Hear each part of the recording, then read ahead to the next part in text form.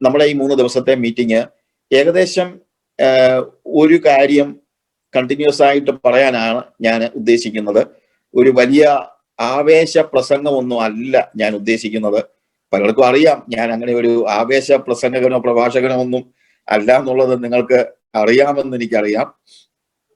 എന്നാൽ വളരെ അടിസ്ഥാനപരമായി നമ്മൾ മനസ്സിലാക്കേണ്ടതായ ചില കാര്യങ്ങളാണ് ഞാൻ ഈ 3 ദിവസം കൊണ്ട് പറയാനായിട്ട് ഉദ്ദേശിക്കുന്നത്.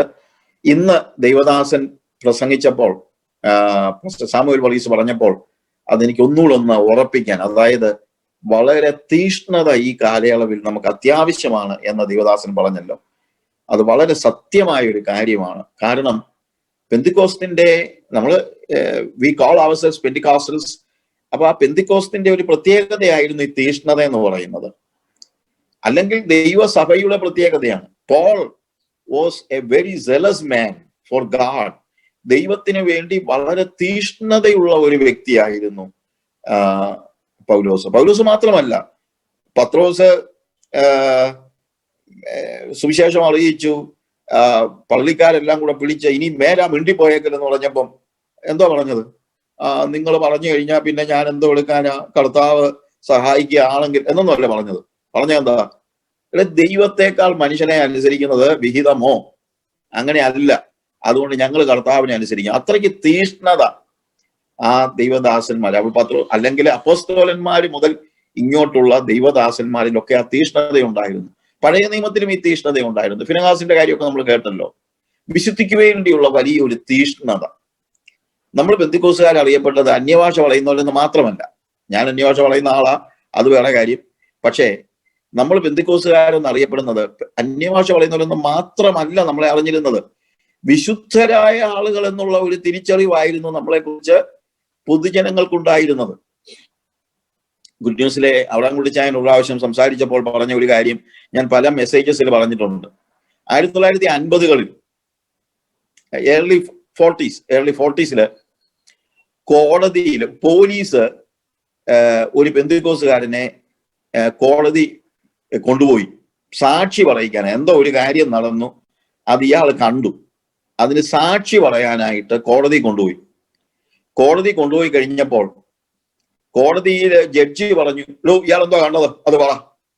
ഉടനെ ഇദ്ദേഹം ഇതെല്ലാം അങ്ങ് പറഞ്ഞു കഴിഞ്ഞപ്പോൾ ജഡ്ജി ഒരു ചോദ്യം, ഇയാൾ പറയുന്നത് സത്യമാണെന്ന് ഞാൻ എങ്ങനെ അറിയും? ഉടനെ ഇദ്ദേഹം പറഞ്ഞു, അങ്ങൊന്നേ ഞാൻ കള്ളം പറയത്തില്ല. ചോദിച്ചു, അതെന്താണോ താൻ കള്ളം പറയാത്തത്? പറഞ്ഞു, ഞാനൊരു പെന്തിക്കോസ്തുകാരനാ. ഇത് 1940-കളിൽ നടന്നതാണ് കേട്ടോ, 50-ന് മുമ്പാ. ഉടനെ ജഡ്ജി പറഞ്ഞാലെന്നറിയാമോ? ഓ, ഇയാൾ പെന്തിക്കോസുകാരനാണോ? എന്നാ ഇയാൾ പറഞ്ഞത് സത്യമാണെന്ന് ഞാൻ വിശ്വസിക്കുന്നത്. ഇയാൾ പെന്തിക്കോസുകാരനാണെങ്കിൽ ഇയാൾ പറഞ്ഞത് സത്യമാണെന്ന് ഞാൻ വിശ്വസിക്കുന്നു. കാര്യം ജഡ്ജിക്ക് അറിയാമായിരുന്നു പെന്തിക്കോസ്തുകാര് കള്ളം പറയത്തില്ല. ഇത് 1940 നടന്ന, ഇപ്പോഴെങ്കിലും നടന്നതല്ല കേട്ടോ, അതും കൂടെ ഓർത്തോണം. ഞാൻ പറഞ്ഞത് മറ്റൊന്നുമല്ല പ്രിയമുള്ളവരെ, നമ്മളുടെ ഐഡന്റിറ്റി എന്ന് പറഞ്ഞു കഴിഞ്ഞാൽ വിശുദ്ധിയുമായിട്ട് റിലേറ്റഡ് ആയിരുന്നു. നമ്മൾ വിശുദ്ധിക്ക് വേണ്ടി നിലകൊള്ളുന്നവരായിരുന്നു. ലൗകികമായ ഒരു കാര്യത്തിനും നമ്മൾ കോംപ്രമൈസ് ചെയ്തിട്ടില്ല. അതായിരുന്നു നമ്മുടെ പഴയ ചരിത്രം. ഞാൻ കഴിഞ്ഞ ആഴ്ച ഗുഡ് ന്യൂസിൽ എഴുതിയ ഒരു ആർട്ടിക്കിൾ ഉണ്ട്. ഗുഡ് ന്യൂസിൽ ഞാൻ എഴുതിയപ്പോൾ പ്രധാനമായും ഞാനിങ്ങനെ പ്രാർത്ഥിച്ചപ്പോൾ എനിക്ക് തോന്നിയ ഒരു കാര്യമാണ്, പുതിയ വർഷത്തിൽ പഴയ പാതകളിലൂടെ എന്നാണ് ഞാൻ അതിന് ടൈറ്റിൽ കൊടുത്തത്. യിരെമ്യാവിന്റെ പ്രവചനം 6-ാം അധ്യായത്തിന്റെ 16-ാം വാക്യത്തിൽ കർത്താവ് പറയുന്ന ഒരു കാര്യമുണ്ട്. കർത്താവ് പറയാണ്, നിങ്ങൾ പാതകളിൽ ചെന്ന് go to the ways and look. എന്നിട്ട് പഴയ പാതകൾ, ഏൻഷ്യൻ പാത്സ് ഏതെന്ന് ചോദിച്ച് മനസ്സിലാക്കി ആ നല്ല പാതകളിൽ നടക്കുവിൻ. അപ്പൊ പഴയ പാതയായിരുന്നു നല്ല പാത. നമ്മളൊക്കെ ഇന്ന് പുതിയതൊന്ന് കേൾക്കുന്നതാ. ഏത് പ്രവാചകം വന്നാലും പുതിയതൊന്ന്, ഏത് സഭ ഈ മെഗാ ചർച്ചസിലെല്ലാം വന്നാലും പുതിയതൊന്ന്. പ്രിയമുള്ളവരെ, ഇന്നിനി പുതിയതൊന്നും അല്ല നമുക്ക് വേണ്ടത്. നമുക്ക് വേണ്ടത് പഴയതാണ്. അത് നമ്മൾ മനസ്സിലാക്കണം. ഞാനൊരു പ്രാവശ്യം, ഞാൻ അതിനകത്ത് എഴുതിയിട്ടുണ്ട്, വായിച്ചിട്ടുള്ളവർക്ക് അറിയാം. ഞാനൊരു പ്രാവശ്യം ട്രെയിനിൽ യാത്ര ചെയ്യുമ്പോൾ, നാട്ടിലേക്ക് വരിക, തിരുവല്ലയ്ക്ക് വരിക, എറണാകുളത്ത് വന്നപ്പോൾ അറിയപ്പെടുന്ന ഒരു മെഗാ പ്രീച്ചർ, വലിയ മെഗാ ചർച്ചൊക്കെ ഉള്ള വലിയ ആൾ, അദ്ദേഹവും ട്രെയിനിൽ കയറി. ഇത് ഒത്തിരി വർഷം മുമ്പാ. ഇപ്പൊ അവരൊന്നും അങ്ങനെ ട്രെയിനിലൊന്നും അങ്ങനെ കയറാറില്ല. ഒത്തിരി വർഷങ്ങൾക്ക് മുമ്പത്തെ കാര്യമാണ് പറഞ്ഞു. ഞാന് അവിടെ ഇരിക്കുമ്പോൾ അദ്ദേഹം എന്നോട് ചോദിച്ചു, ഞാനൊരു പുസ്തകം വായിച്ചുകൊണ്ടിരിക്കുകയായിരുന്നു. അദ്ദേഹം എന്നോട് ചോദിച്ചു, ഷാജു എന്തോ വായിക്കുന്നേ? ഞാൻ പറഞ്ഞു, ഇത് മാഡം ഗിയോൺ എഴുതിയ ഒരു പുസ്തകമാണ്, വളരെ പഴയ ഒരു പുസ്തകമാണ്. അവരുടെ പ്രാർത്ഥനയെ കുറിച്ചുള്ള ഒരു പുസ്തകം, എൻ്റെ ജീവിതത്തിൽ എൻ്റെ പ്രാർത്ഥനാനുഭവത്തെ മാറ്റിമറിച്ച ഒരു പുസ്തകമാണ് എന്ന് പറഞ്ഞു. വളരെ പഴയതാണ്, 14-ാം നൂറ്റാണ്ടിലെ, അല്ലെങ്കിൽ അനേക നൂറ്റാണ്ടുകൾക്ക് മുമ്പത്തെ പുസ്തകം, 14-ാം നൂറ്റാണ്ടിലെ പുസ്തകം. ഉടനെ ഇദ്ദേഹം എന്നോട് പറയാ, സാജു പഴയതല്ല വേണ്ടത്, പുതിയതൊന്നാ വേണ്ടത്, പഴയതൊക്കെ കള, പുതിയതൊന്ന്. ഞാനൊന്നും മിണ്ടിയില്ല. പറഞ്ഞാലും അദ്ദേഹത്തിനൊന്നും മനസ്സിലാകത്തില്ല. പിന്നെ ഞാൻ വെറുതെ പറയുന്നു. ഈ മനസ്സിലാകാത്തവരോട് നമ്മൾ വെറുതെ പറഞ്ഞിട്ട് വലിയ അത്യാവശ്യമൊന്നുമില്ല. അപ്പൊ ഞാൻ പറഞ്ഞത് മറ്റൊന്നുമല്ല, ഇപ്പോഴും ഉണ്ടല്ലോ പ്രവാചകന്മാര്, പിള്ളേരും, ഇപ്പൊ ഒത്തിരി പിള്ളേരുണ്ട് പ്രവാചകന്മാര്, ഇറങ്ങിയ ഉടനെ പറയുന്നത് പുതിയതൊന്ന്, ഒരു പുതിയ വെളിപ്പാട്, ഒരു പുതിയ മണ്ഡലം. ഇവർക്ക് കുറച്ച് വാക്കുകളുമുണ്ട്. എന്റെ പ്രിയമുള്ളവരെ, ഈ പുതിയ മണ്ഡലമൊക്കെ മാറ്റിയിട്ട് നമ്മുടെ അപ്പച്ചന്മാര് നടന്ന ആ മണ്ഡലം ഒന്ന് നോക്കിക്കേ, അപ്പോസ്തലന്മാര് നടന്ന മണ്ഡലം ഒന്ന് നോക്കിക്കേ, നമ്മളെ പിതാക്കന്മാരുടെ ജീവിത രീതി നിങ്ങളൊന്ന് പരിശോധിച്ച് നോക്ക്, എത്ര തീഷ്ണതയോടെ. അതുകൊണ്ടാണ് പാസ്റ്റർ സാമുവൽ വർഗീസിന്റെ ആ പ്രസംഗത്തിനകത്ത് എനിക്ക് വളരെ ശക്തമായിട്ട് എനിക്ക് തോന്നിയ ഒരു കാര്യം, എന്നെ സ്പർശിച്ച ഒരു കാര്യം, നമുക്കിന്ന് വളരെ അത്യാവശ്യമായിരിക്കുന്ന ഒരു കാര്യമാണ്. പഴയത്, ഗോ ബാക്ക്, ഏൻഷ്യൻ പാത്സ്, ആ പഴയതിലേക്ക്, നമ്മളെ പിതാക്കന്മാരുടെ ജീവിതാനുഭവങ്ങളിലേക്ക്, വേദപുസ്തകത്തിലെ ജീവിതാനുഭവങ്ങളിലേക്ക്. ഹല്ലേലൂയ. അത് നമ്മൾ ഇന്ന് ഈ ദിവസങ്ങളിൽ നമ്മൾ ഒരു പിന്തിരിഞ്ഞു പോക്കാണ്. ഗുഡ് ന്യൂസിലെ VMS സാർ സാധാരണ എപ്പോഴും പറയുന്നൊരു കാര്യമുണ്ട്, നമ്മളെപ്പോഴും നവീകരണം എന്ന് പറഞ്ഞ് ഇതുണ്ടാക്കും. പക്ഷെ നവീകരണത്തെക്കാൾ വലുതാണ് ഒരു പൂർവീകരണം ആവശ്യമാണ്. പൂർവീകരണം, പഴയതിലേക്കുള്ള ഒരു മടങ്ങിപ്പോക്ക് വളരെ അത്യാവശ്യമായിരിക്കുന്ന ഒരു കാലഘട്ടം. പ്രിയമുള്ളവരെ, അതുകൊണ്ട് ആ തീഷ്ണത, നമ്മുടെ തീഷ്ണത നഷ്ടപ്പെട്ടു പോകരുത്. ഒരു കാര്യം ഞാൻ പറയാം, തീഷ്ണതയോടുകൂടെ സെലസ്, ദൈവത്തിന്റെ പിന്നാലെ ഇറങ്ങി പുറപ്പെടുന്നവർക്ക് ഒത്തിരി കാര്യങ്ങൾ നഷ്ടപ്പെടാനുണ്ട്. കിട്ടുന്നുണ്ട്, അത് ദൈവത്തിൽ നിന്ന് പലതും കിട്ടുമെങ്കിലും മനുഷ്യനിൽ നിന്ന് പലതും നഷ്ടപ്പെടുകയും ചെയ്യും. എല്ലായ്പ്പോഴും മനുഷ്യര് ഇതെല്ലാം അക്സെപ്റ്റ് ചെയ്യണമെന്ന് നിർബന്ധമൊന്നുമില്ല. പലപ്പോഴും തീഷ്ണതയോടുകൂടെ ഇറങ്ങി പുറപ്പെടുന്നവർക്ക് പല കാര്യങ്ങൾ അവർക്ക് ഈ ലോകത്തിൽ നഷ്ടപ്പെടുത്തേണ്ടി വരും. എന്നാൽ മടുത്തു പോകരുത്. ദൈവം നമ്മളെ ഫലമേൽപ്പിച്ചിരിക്കുന്നതായ ആത്മിക യാഥാർത്ഥ്യങ്ങൾക്ക് വേണ്ടി, സത്യങ്ങൾക്ക് വേണ്ടി കണ്ടിന്യൂസ് ആയിട്ട് നടന്നു പോകേണ്ട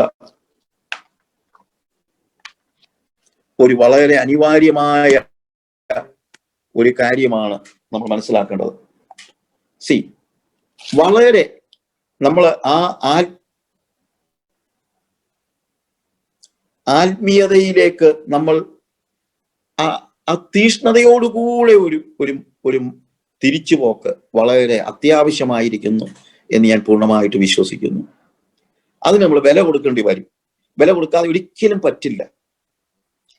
ഈ ദിവസങ്ങളിൽ ഞാൻ പറയുന്ന കാര്യങ്ങൾ, നമ്മൾ വീടുകളിലൊക്കെ ആണല്ലോ, വലിയ മീറ്റിംഗ് ഒന്നും അല്ലല്ലോ, പല സ്ഥലങ്ങളിലാണല്ലോ.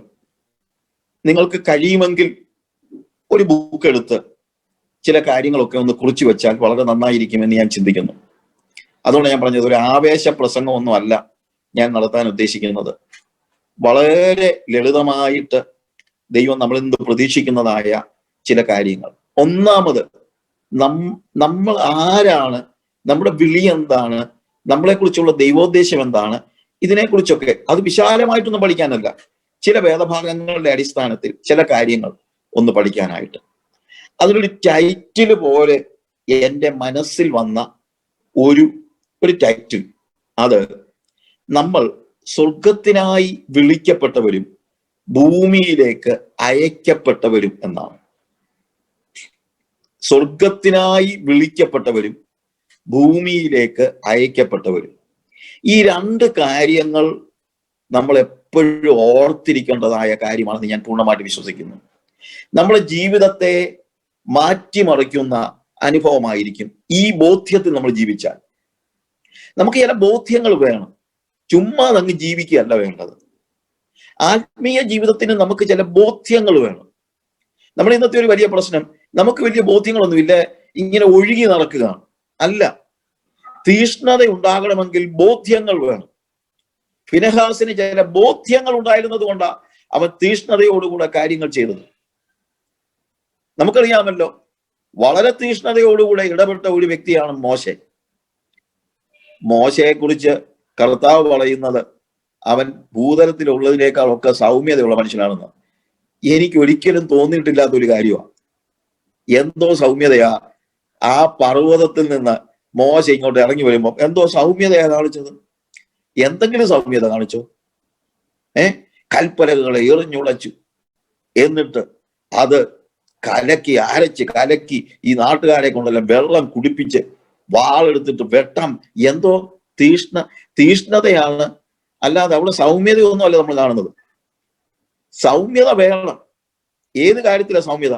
എപ്പോഴാണെന്നറിയാമോ മോശയെ കുറിച്ച് അവൻ ഭൂതലത്തിലൊക്കെ ഈ സൗമ്യതയുള്ള വ്യക്തിയാണെന്ന് ദൈവം പറയുന്നത് എപ്പോഴാണെന്നറിയാമോ? അവനെതിരെ മിരിയാം സംസാരിച്ചു. മോശയ്ക്ക് വിരോധമായി മിരിയാം സംസാരിച്ചപ്പോൾ മോശ മിണ്ടിയില്ല. അപ്പോഴാ ദൈവം പറയുന്നത് മോശയെ പോലെ സൗമ്യതയുള്ള വ്യക്തി ഭൂമിയിലൊന്നുമില്ലെന്ന്, ആരുമില്ലെന്ന്. ദൈവത്തിന് വിരോധമായി ജനം വിഗ്രഹാരാധനയിലേക്ക് പോയപ്പോൾ, കാളക്കുട്ടിയെ വാർത്തുണ്ടാക്കിയപ്പോൾ മോശയ്ക്ക് ഒരു സൗമ്യതയില്ലായിരുന്നു, തീഷ്ണതയായിരുന്നു. പക്ഷേ സ്വന്തം സഹോദരി തനിക്കെതിരെ ആരോപണങ്ങൾ ഉയർത്തി തന്നെ വളരെയേറെ വേദനിപ്പിക്കുന്ന ഒരു സാഹചര്യം ഉണ്ടായപ്പോൾ മോശ മിണ്ടിയില്ല. അതാണ് സൗമ്യത. സൗമ്യത എന്ന് പറയുന്നത് ദൈവികതയ്ക്ക് വിരുദ്ധമായി നമ്മുടെ സഭകളിൽ നടക്കുന്ന കാളക്കുട്ടിയുടെ ആരാധന കണ്ടേച്ച് കൈകൊട്ടുകയോ കൈ അടിക്കുകയോ അല്ലെങ്കിൽ കൈ കൊട്ടാതെ മൗനമായിരിക്കുന്നതോ അല്ല. അവിടെ കോംപ്രമൈസ് ചെയ്യുകയല്ല. മോശ അൺകോംപ്രമൈസിങ് ആയിരുന്നു മോശ. അത് നമ്മൾ മനസ്സിലാക്കണം.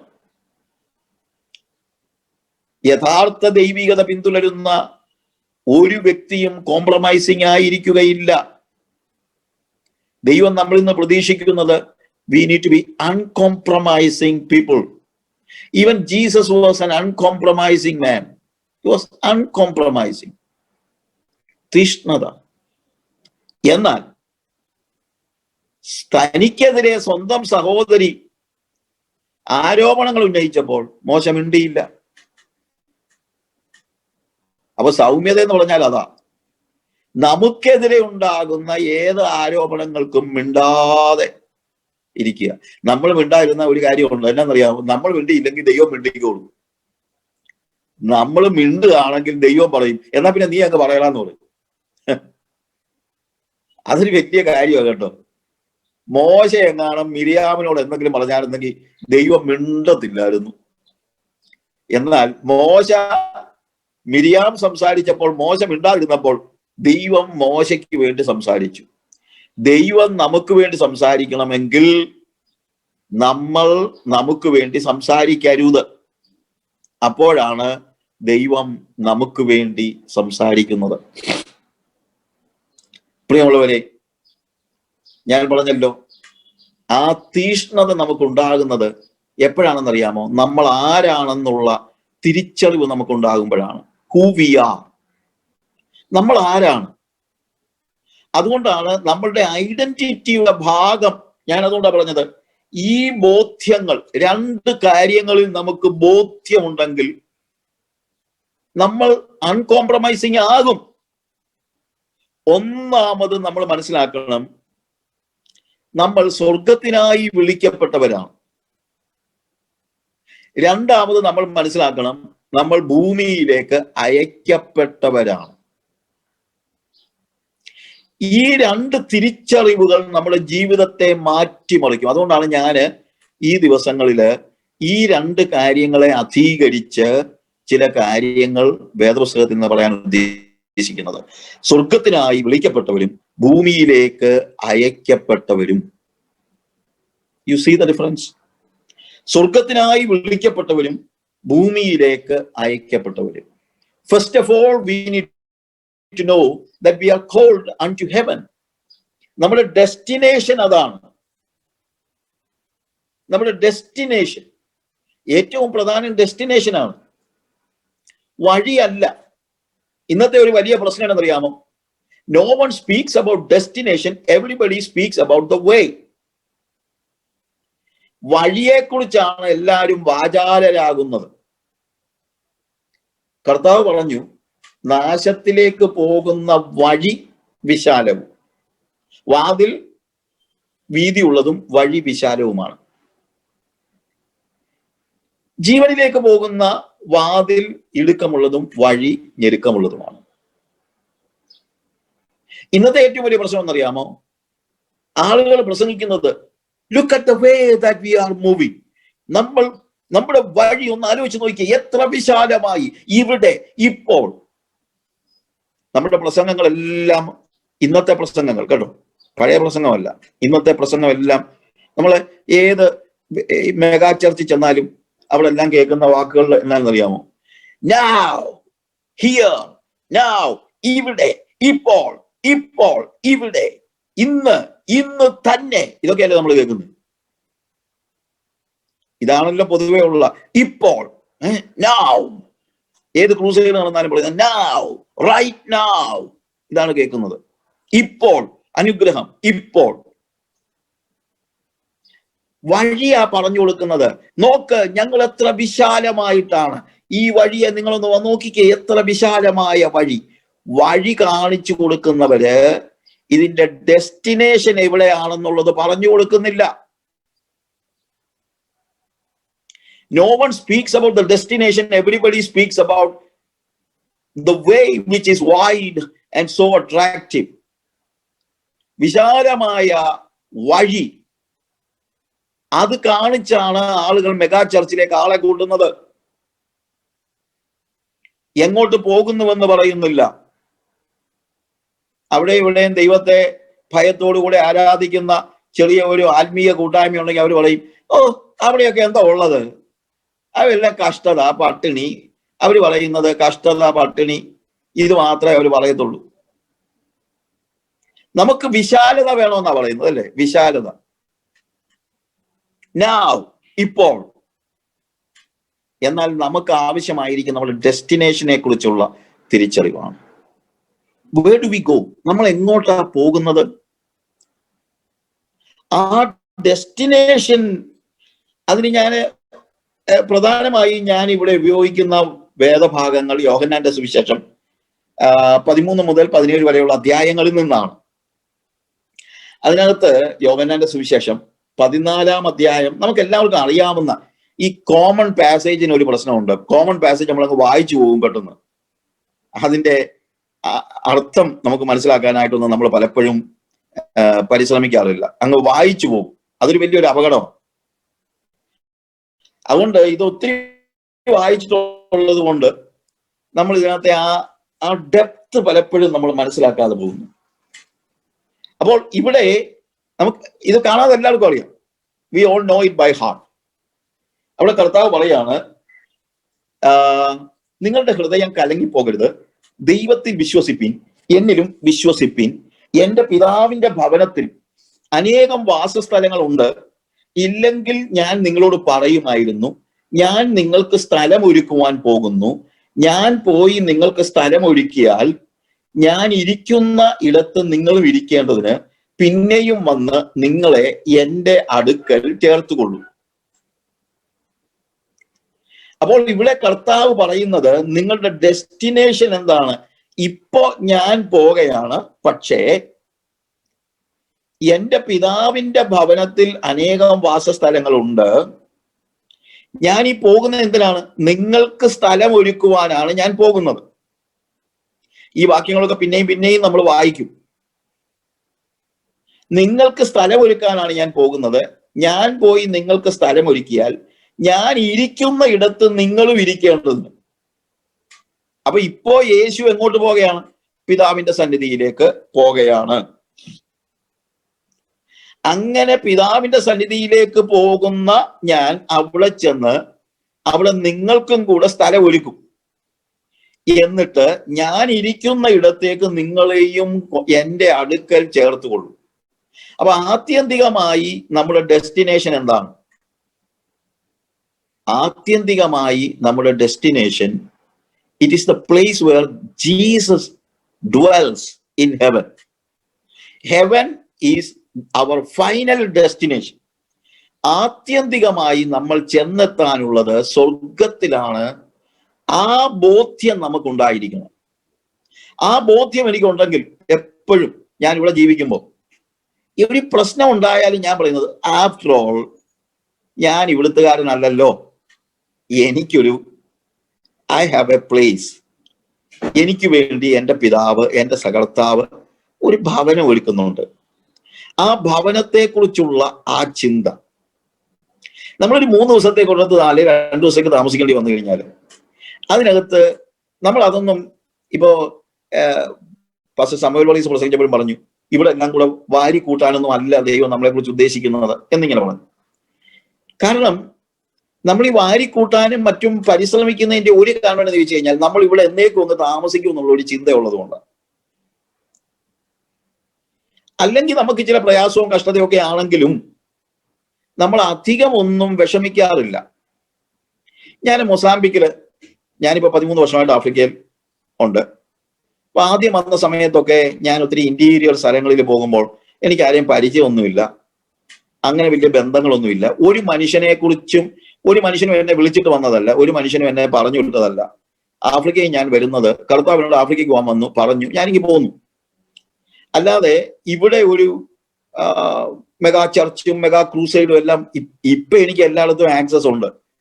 മൊസാംബിക്കിലും ടാൻസാനിയയിലും എവിടെ വേണമെങ്കിലും എനിക്ക് ഇപ്പൊ ആക്സസ് ഉണ്ട്. പക്ഷെ ഞാൻ വന്ന കാലത്ത് അങ്ങനൊന്നും അല്ലായിരുന്നു. ഞാനന്ന് വന്ന കാലത്ത് ഞാൻ ഇന്റീരിയർ ഒരു സ്ഥലത്ത് സുവിശേഷം പ്രസംഗിക്കാൻ വേണ്ടി പോയി. ഞാൻ താമസിച്ചത് ഒരു കുടില്ല, 3 ദിവസം, 3 days.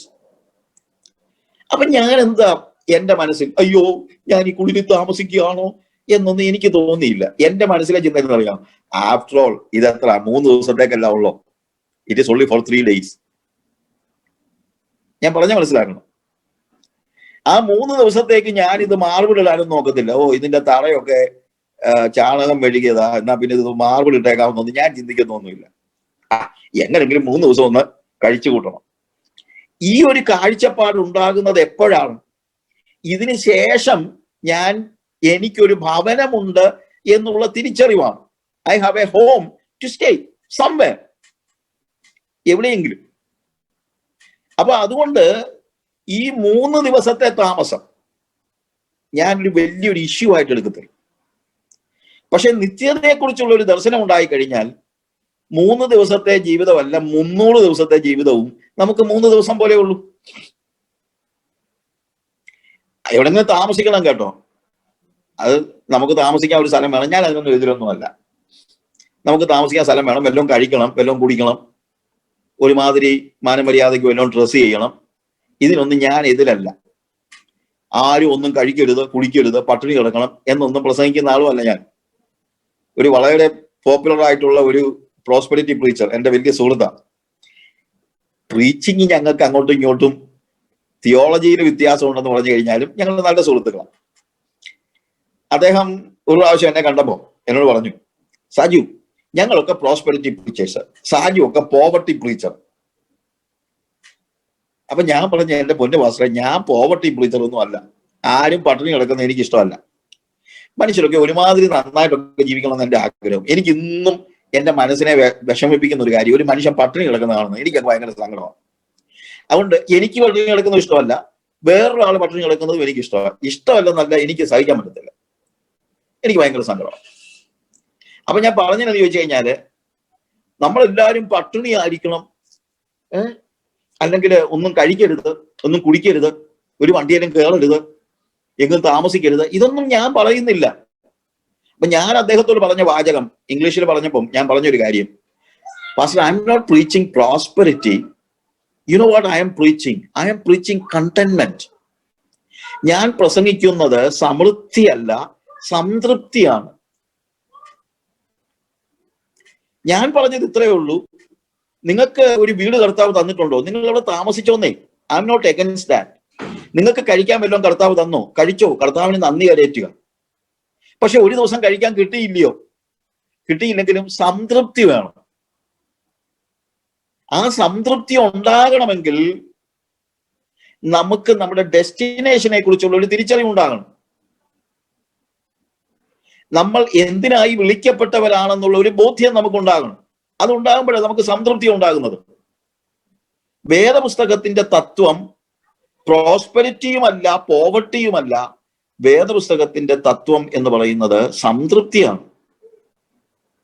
ഉണ്മാനും ഉടുപ്പാനും ഉണ്ട് എങ്കിൽ മതിയെന്ന് വെപ്പിൻ. സംതൃപ്തിയോടുകൂടിയ ഭക്തി വളരെ ആദായമാണെന്നാണ് വേദോസം പഠിപ്പിക്കുന്നത്. അലംഭാവത്തോടെ എന്നാണ് മലയാളത്തിൽ എഴുതിയിരിക്കുന്നത്. അലംഭാവം എന്ന് പറയുമ്പോൾ നമ്മുടെ മനസ്സിലൊരു വല്ലാത്ത വാക്കാണ്. പക്ഷേ ശരിക്കും അതിന്റെ അർത്ഥം അലംഭാവം എന്നല്ല. ഇംഗ്ലീഷില് godliness with contentment is of great value. Godliness with contentment, സംതൃപ്തിയോടുകൂടിയ ഭക്തി വളരെ ആദായമാണ്. ദൈവം നമുക്ക് നൽകിയ കാര്യങ്ങളിൽ സംതൃപ്തി ഉള്ളവരായിരിക്കണം നമ്മൾ. കാരണം നമുക്ക് ആവശ്യമുള്ളത് എന്താണോ അത് കർത്താവ് നമുക്ക് നൽകിയിട്ടുണ്ട്. ഏതെങ്കിലും കാര്യം നമുക്ക് നൽകിയിട്ടില്ലെങ്കിൽ അത് നമുക്ക് അത്ര അത്യാവശ്യമുള്ള കാര്യം ആയിരിക്കത്തില്ല. കർത്താവ് നമ്മുടെ മോഹങ്ങളെല്ലാം നിർവഹിക്കാമെന്നല്ല പഠിപ്പിക്കുന്നത്, നമ്മുടെ ആവശ്യങ്ങൾ. My God shall supply all our needs according to his riches in glory, not our greeds. നമ്മുടെ നീഡ്സ് ആണ്, ഗ്രീഡ്സ് അല്ല. ഇന്നത്തെ പ്രശ്നം, പ്രസംഗകർ പറയുന്നത് നിന്റെ ഗ്രീഡുമായിട്ട് ദൈവത്തിന്റെ അടുത്ത് വരാനാ, നിന്റെ മോഹങ്ങളുമായി ദൈവസന്നിധി വരാനാ. അങ്ങനല്ല വേദോസം പഠിപ്പിക്കുന്നത്. നിന്റെ ആവശ്യങ്ങളുമായി ദൈവസന്നിധിയിൽ വരിക. ദൈവം നമ്മുടെ നീഡ്സ് നമുക്ക് നൽകും. അത് നമ്മൾ മനസ്സിലാക്കണം. ദൈവം നമുക്ക് നമ്മുടെ നീഡ്സ്, എന്തെങ്കിലും ലഭിച്ചില്ലെങ്കിൽ അതിന്റെ അർത്ഥം നമുക്കത് ഇന്ന് ആവശ്യമുള്ളതല്ലായിരുന്നല്ല. ചിലപ്പോൾ നാളെ കിട്ടുമായിരിക്കും. ഈ നമ്മുടെ നാട്ടിൽ ഈ മലയാളികളുടെ ഇടയ്ക്ക് ഈ കോട്ടേജ് പ്രയർ എന്ന് പറഞ്ഞ ഒരു പ്രാർത്ഥന നടത്തിയാൽ മിക്കപ്പോഴും ഒരു ആഹാരം കൂടെ ഉണ്ടായിരിക്കുമല്ലോ. അത് അല്ലേ? അത് നമ്മളെ ഒരു പതിവാണ്. നല്ലതാ, കുഴപ്പമൊന്നുമില്ല. അപ്പൊ നമ്മുടെ നാട്ടിലെ ഒരു സ്റ്റോറി, ഒരു വീട്ടിലെ കോട്ടേജ് പ്രയർ നടത്തി. കുറെ ആൾക്കാരുണ്ട്. അപ്പൊ കോട്ടേജ് പ്രയറിന് ഒരു ഭക്ഷണം കഴിക്കാൻ കൊടുത്തത് മട്ടൺ ബിരിയാണി, ഒരു മുട്ടയും.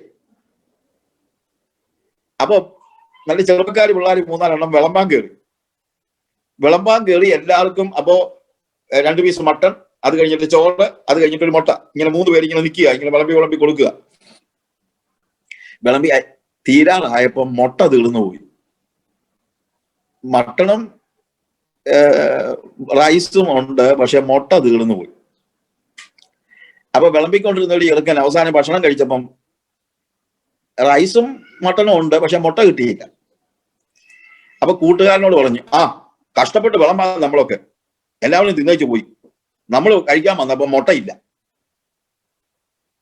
ഉടനെ കൂട്ടുകാരൻ പറഞ്ഞു, എനിക്ക് അതിനകത്ത് പ്രയാസമൊന്നുമില്ല എന്ന് പറഞ്ഞു.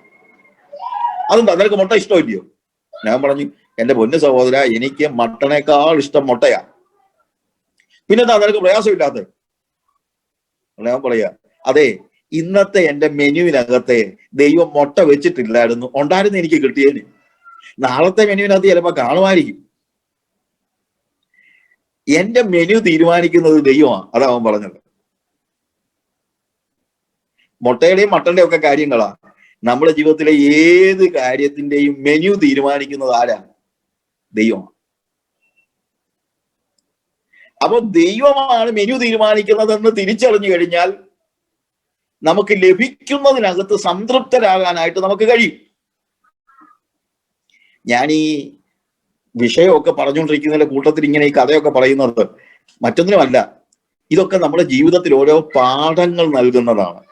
ശരിക്കും പറഞ്ഞു കഴിഞ്ഞാൽ ഈ കഥയൊക്കെ കേൾക്കുമ്പോൾ നമ്മൾ നമ്മളോട് തന്നെ ഒന്ന് ചോദിക്കണം, എന്റെ മെനു ആരാ തീരുമാനിക്കുന്നത്?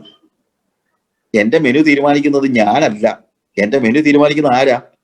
It is my Jesus, Jeshua. Hallelujah. അങ്ങനെ ദൈവത്തിന് മെനു തീരുമാനിക്കാനുള്ള അവകാശം കൊടുത്തു കഴിഞ്ഞാൽ ഉണ്ടല്ലോ, നമ്മുടെ ആവശ്യം എന്താണോ അത് അവൻ നിർവഹിച്ച് തന്നിരിക്കും. അതിന് യാതൊരു സംശയമില്ല. ഹല്ലേലൂയ. അപ്പോൾ നമ്മളെ വിഷയത്തിലേക്ക് വന്നാൽ, നമ്മൾ സ്വർഗത്തിനായി വിളിക്കപ്പെട്ടവരാണ് എന്നുള്ള തിരിച്ചറിവോടുകൂടെ നമ്മൾ ഓരോ നിമിഷങ്ങളിലും ജീവിച്ചു കഴിഞ്ഞാൽ ഭൂമിയിലുള്ള കാര്യങ്ങളെ കുറിച്ച് നമുക്ക് ഒരു വ്യത്യസ്തമായ കാഴ്ചപ്പാടുണ്ടാകും. എന്നാൽ അതേപോലെ തന്നെ ഒരു കാര്യം ആലോചിക്കണം, നമ്മൾ ഭൂമിയിലേക്ക് അയക്കപ്പെട്ടവരുമാണ്. അതിനെക്കുറിച്ച് നമുക്ക് പിന്നീട് വരാം. ഞാൻ പറഞ്ഞല്ലോ, ഈ രണ്ട് കാര്യങ്ങളാണ് നമ്മൾ നമ്മുടെ വിഷയവുമായി ബന്ധപ്പെടുത്തി പഠിക്കാൻ ഉദ്ദേശിക്കുന്നതായ രണ്ട് കാര്യങ്ങൾ. ഒന്ന്, സ്വർഗത്തിനായി വിളിക്കപ്പെട്ടവരും ഭൂമിയിലേക്ക് അയക്കപ്പെട്ടവരും. ഭൂമിയിലേക്ക് അയക്കപ്പെട്ടവനാണ് ഞാൻ എന്നുള്ള തിരിച്ചറിവ് ഉണ്ടാകുമ്പോഴാണ് എന്റെ ദൗത്യം, ഞാൻ എന്തിനാ ഈ ഭൂമി ജീവിക്കുന്നതെന്ന് തന്നെ എനിക്ക് ബോധ്യമാകുന്നത് അപ്പോഴാണ്. അപ്പൊ അതുകൊണ്ട് ഈ രണ്ട് തിരിച്ചറിവുകൾ നമ്മുടെ ജീവിതത്തെ മാറ്റിമറിക്കും എന്ന് എനിക്ക് സംശയമില്ല. കാര്യം ഈ രണ്ട് തിരിച്ചറിവാണ് എന്റെ ജീവിതത്തെ രൂപാന്തരപ്പെടുത്തിയ രണ്ട് പ്രധാനപ്പെട്ട understanding. My identity, I found my identity in these two things. I know who I am. I know that I'm called unto heaven. സ്വർഗത്തിനായി വിളിക്കപ്പെട്ടവനാണ് ഞാൻ. അതേപോലെ ഞാൻ ഭൂമിയിലേക്ക് അയക്കപ്പെട്ടവനാണ്. ഈ രണ്ട് തിരിച്ചറിവുകൾ നമുക്ക് ഉണ്ടാകാനാണ് ഞാൻ പ്രധാനമായും ഈ 3 ക്ലാസ്സുകളിലൂടെ ഉദ്ദേശിക്കുന്നത്. സോറി, ഞാൻ പറഞ്ഞല്ലോ കൺവെൻഷൻ ആണെന്ന് എനിക്കറിയാം, പക്ഷെ കൺവെൻഷന്റെ ഒരു സ്റ്റൈലില് ഞാൻ പ്രസംഗിക്കുന്നില്ല, എന്നോട് ക്ഷമിക്കണം.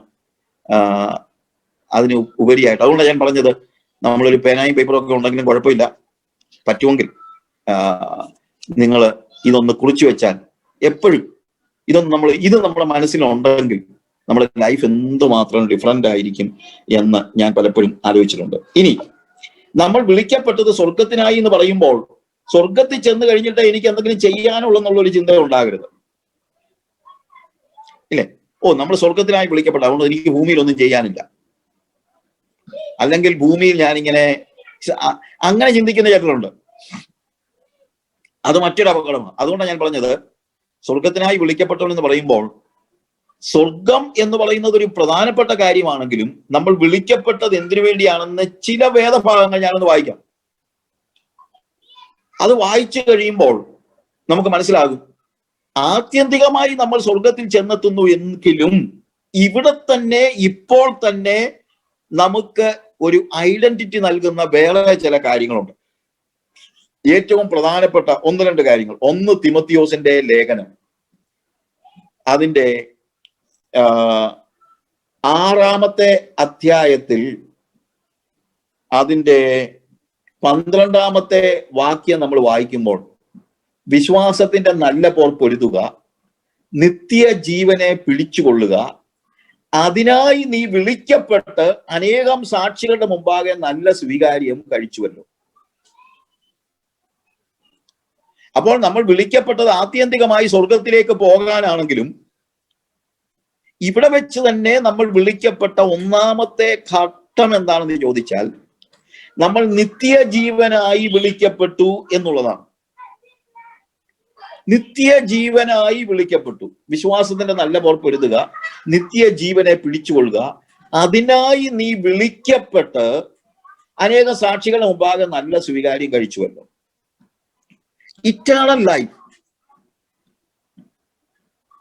നമ്മൾ നിത്യജീവനായി വിളിക്കപ്പെട്ടവരാണ്. നിത്യജീവൻ എന്ന് പറഞ്ഞു കഴിഞ്ഞാൽ സ്വർഗത്തിൽ ചെന്ന് കഴിഞ്ഞ് കിട്ടുന്ന ജീവൻ എന്ന നിലയിലല്ല വേദപുസ്തകം പഠിപ്പിക്കുന്നത്. നിത്യജീവൻ എന്ന് പറയുന്നത് ഇപ്പോൾ തന്നെ നമുക്ക് ലഭിക്കുന്ന കാര്യമാണ്. കർത്താവ് പറഞ്ഞു, ഞാൻ വന്നത് അവർക്ക് ജീവൻ ഉണ്ടാകുവാനും അത് സമൃദ്ധിയായി ഉണ്ടാകുവാനുമാണ്. അതെപ്പോഴാണ് ഉണ്ടാകുന്നത്? സ്വർഗത്തിൽ ചെല്ലുമ്പോഴാണ്? അല്ല, ആ ജീവൻ ഇപ്പോൾ ഇവിടെ തന്നെ തുടങ്ങുന്നതാണ്. അതിന്റെ പേര് നിത്യജീവൻ എന്നാണ്. എന്നാൽ അത് നിങ്ങൾക്ക് ഇപ്പോൾ തന്നെ ഉണ്ട്. അതുകൊണ്ടാണ് നമ്മൾ വായിക്കുന്നത്, യോഹന്നാൻ പറയുകയാണ്, ഞാനിത് എഴുതുന്നത് തന്നെ എന്തിലാണെന്ന് ചോദിച്ചാൽ നിങ്ങൾക്ക് നിത്യജീവൻ ഉണ്ട് എന്ന് നിങ്ങൾ അറിയേണ്ടതിനാണ് ഞാനിത് നിങ്ങൾക്ക് എഴുതുന്നത്. നിത്യജീവൻ ഉണ്ടാകുമെന്നല്ല, നിത്യജീവൻ ഉണ്ട്. You have eternal life. So eternal life is not just a life after our death. It is a life when we are in this world. യേശു ഭൂമിയിലേക്ക് വന്നത് അവർക്ക് ജീവൻ ഉണ്ടാകുവാനും അത് സമൃദ്ധിയായി ഉണ്ടാകുവാനുമാണ്. ആ നിത്യജീവൻ നമുക്ക് ഇപ്പോഴേ ഉണ്ട്. നിത്യജീവനായി വിളിക്കപ്പെട്ടവരാണ് നമ്മൾ. ഇതിന്റെ പേര് നിത്യജീവൻ ആകാൻ കാര്യം ഇപ്പോഴുള്ളതും മരിച്ചാലും തുടരുന്നതുമാണ് നിത്യജീവൻ. ഇപ്പോൾ തന്നെ നമുക്ക് നിത്യജീവൻ ലഭിച്ചു കഴിഞ്ഞു. എന്നാൽ ആ ജീവൻ ഇടയ്ക്ക് വെച്ച് തീർന്നു പോകത്തില്ല. ആ ജീവൻ മരിച്ചാലും തുടരുന്നതാണ്. നിത്യജീവന്റെ മൊഴികൾ നിന്റെ പക്കലുണ്ടല്ലോ. സ്വർഗത്തിലേക്ക് പോകുന്ന കാര്യത്തെ കുറിച്ച് മാത്രമല്ല അവിടെ പറയുന്നത്. എനിക്ക് സമയമില്ലാത്തത് കൊണ്ടാണ് യോഹന്നാന്റെ സുവിശേഷം 6-ാം അധ്യായത്തിൽ കർത്താവ് പറയുന്നത് മുഴുവൻ അതാണ്. 6-ാം അധ്യായത്തിൽ കർത്താവ് പറയാണ്, എന്റെ മാംസം തിന്നുകയും എന്റെ രക്തം കുടിക്കുകയും ചെയ്യുന്നവന്റെ ഉള്ളിൽ ജീവനുണ്ട്. അവർക്ക് ജീവൻ ഉണ്ടാകുവാനും അത് സമൃദ്ധിയായിട്ടുണ്ടാകുവാനും അത്രേ ഞാൻ വന്നത്. യോഹന്നാന്റെ സുവിശേഷം തുടങ്ങുമ്പോൾ തന്നെ അവിടെ പറയുന്ന 4-ാമത്തെ വാക്യത്തിൽ നമ്മൾ കാണുന്നത് എന്താണ്? അവനിൽ ജീവൻ ഉണ്ടായിരുന്നു, ജീവൻ മനുഷ്യരുടെ വെളിച്ചമായിരുന്നു. അവനിൽ ജീവൻ ഉണ്ടായിരുന്നു, ജീവൻ മനുഷ്യന്റെ വെളിച്ചമായിരുന്നു. എന്നിട്ട് താഴോട്ട് നമ്മൾ പറയുമ്പോൾ ആ ജീവൻ പ്രാപിക്കുവാൻ വേണ്ടിയാണ് ശരിക്കും യേശു കർത്താവ് ഭൂമിയിൽ, ആ ജീവൻ തരുവാൻ വേണ്ടിയാണ് കർത്താവ് ഭൂമിയിലേക്ക് വന്നത് തന്നെ. അവർക്ക് നിത്യജീവൻ ഉണ്ടാകുവാൻ. ഞാന് 2-3 വാക്യങ്ങളൂടെ ഇന്ന് നമുക്ക് പെട്ടെന്ന് വായിച്ചു പോകാം. റോമാലേഖനം. അപ്പൊ ഒന്നാമത് നമ്മൾ we are called unto eternal life, നിത്യജീവന് വേണ്ടി വിളിക്കപ്പെട്ടു. റോമാലേഖനം 8-ാം അധ്യായം നമ്മൾ വായിക്കുമ്പോൾ അതിന്റെ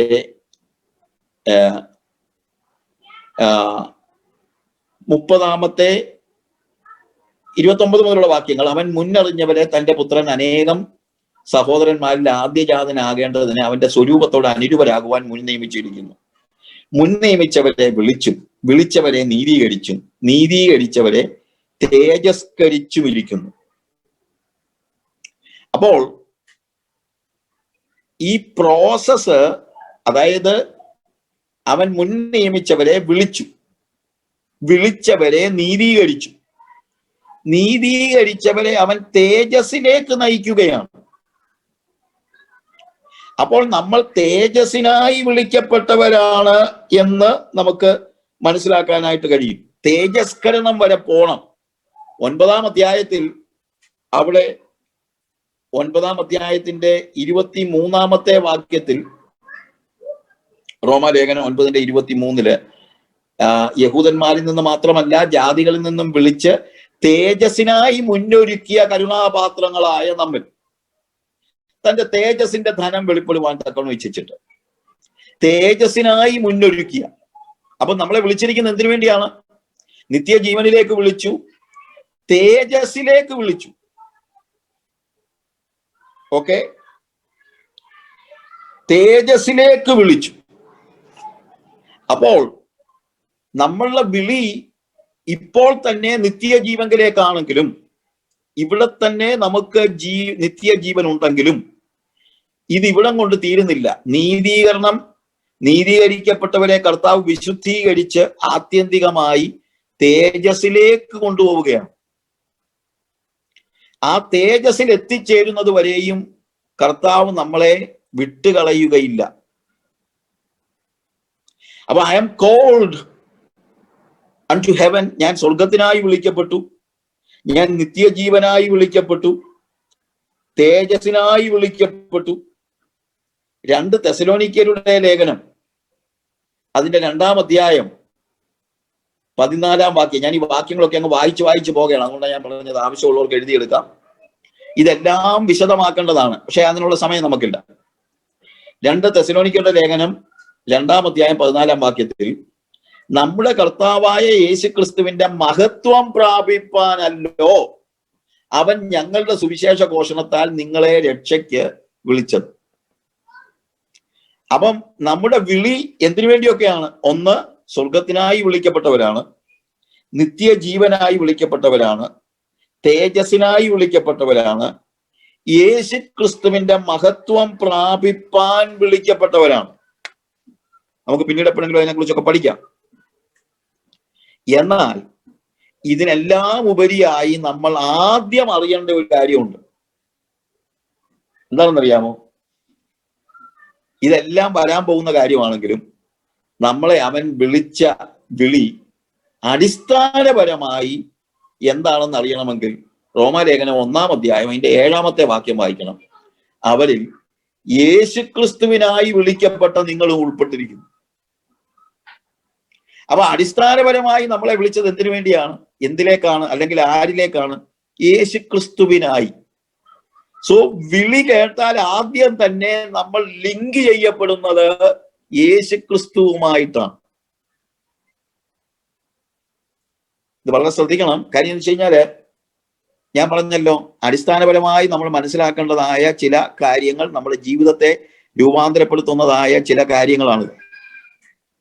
അതുകൊണ്ടാണ് ഞാനിത് ഡീറ്റെയിൽഡ് ആയിട്ട് പറയുന്നത്. ഡീറ്റെയിൽഡ് ആയിട്ട് പറയുന്നില്ല, വാക്യങ്ങൾ വായിച്ചു പോകുന്നതേ ഉള്ളൂ.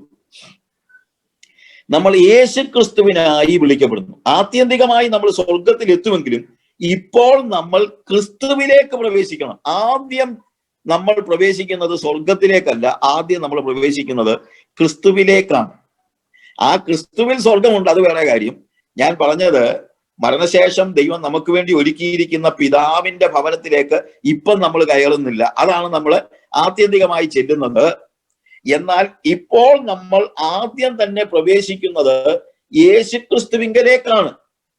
V are entering into Jesus Christ. അവനിലേക്ക് പ്രവേശിക്കുകയാണ്. നാം ക്രിസ്തുവിനായി വിളിക്കപ്പെട്ടിരിക്കുന്നു. ആത്യന്തികമായി സ്വർഗത്തിൽ നമ്മൾ ചെല്ലുമെങ്കിലും ഇപ്പോൾ നാം ക്രിസ്തുവിലാകണം. ക്രിസ്തുവിലായാൽ പിന്നെ നമ്മുടെ ഡെസ്റ്റിനേഷൻ പിതാവിന്റെ ഭവനമാണ്. അത് ക്രിസ്തുവിൽ ജീവിക്കുന്നവർക്കുള്ളതാണ് ആത്യന്തികമായിട്ട് സ്വർഗത്തിൽ. അതായത് ഇവിടെ ഞാൻ യേശുവിന്റെ കൂടെയാണ്, സ്വർഗത്തിലും ഞാൻ യേശുവിന്റെ കൂടെ ആയിരിക്കും, പിതാവിന്റെ ഭവനത്തിൽ. അപ്പൊ ഇവിടെ യേശുവിൽ ഉള്ളവന് മാത്രമേ അവിടെ പിതാവിന്റെ ഭവനത്തിൽ യേശുവിന്റെ കൂടെ ഇരിക്കാൻ പറ്റുള്ളൂ. ഇപ്പോൾ ഞാൻ യേശുവിനോട് കൂടെയാണോ അഥവാ ഞാൻ യേശുവിലാണോ എന്നുള്ളതാണ് ചോദ്യം. If you are in Christ now you will be with Christ in heaven. ഞാൻ പറഞ്ഞ മനസ്സിലാക്കണം. If you are in Christ now you will be with Christ in heaven. ഇപ്പോൾ നിങ്ങൾ യേശുവിലാണെങ്കിൽ നിങ്ങൾ യേശുവിനോട് കൂടെ സ്വർഗത്തിലായിരിക്കും. ഇപ്പോഴും ഞാൻ സ്വർഗത്തിലാ, പക്ഷെ ഞാൻ പറഞ്ഞത് യേശുവിനോട് കൂടെ പിതാവിന്റെ ഭവനത്തിൽ. അവിടെ ആരൊക്കെ ഉണ്ട്?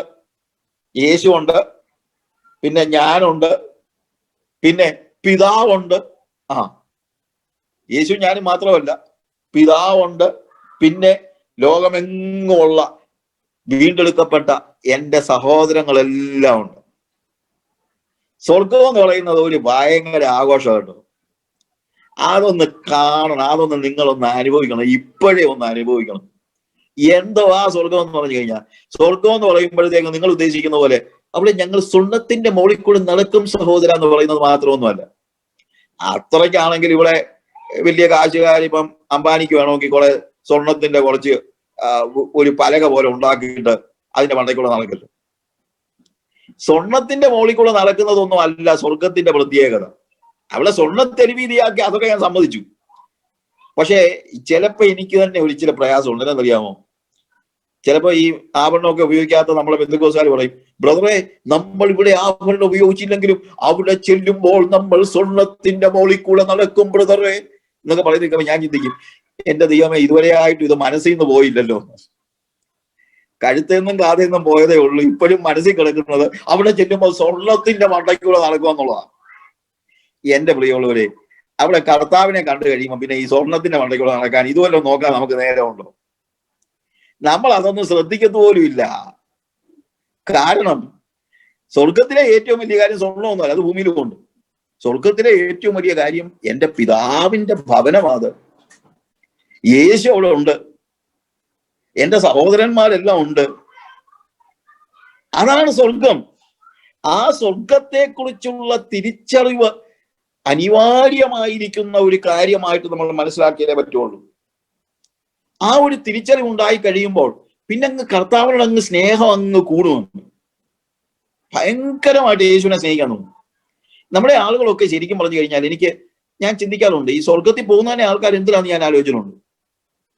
സ്വർഗത്തിൽ പോകുന്നത് തന്നെ പലരും പോകുന്നത് ഈ സ്വർണത്തെ കൂടെ നടക്കാനും കിരീടം തലയെ വെക്കാനും ഒക്കെയാണ്. അവിടെ കിരീടം ഉണ്ട്, ഞാൻ സമ്മതിച്ചു.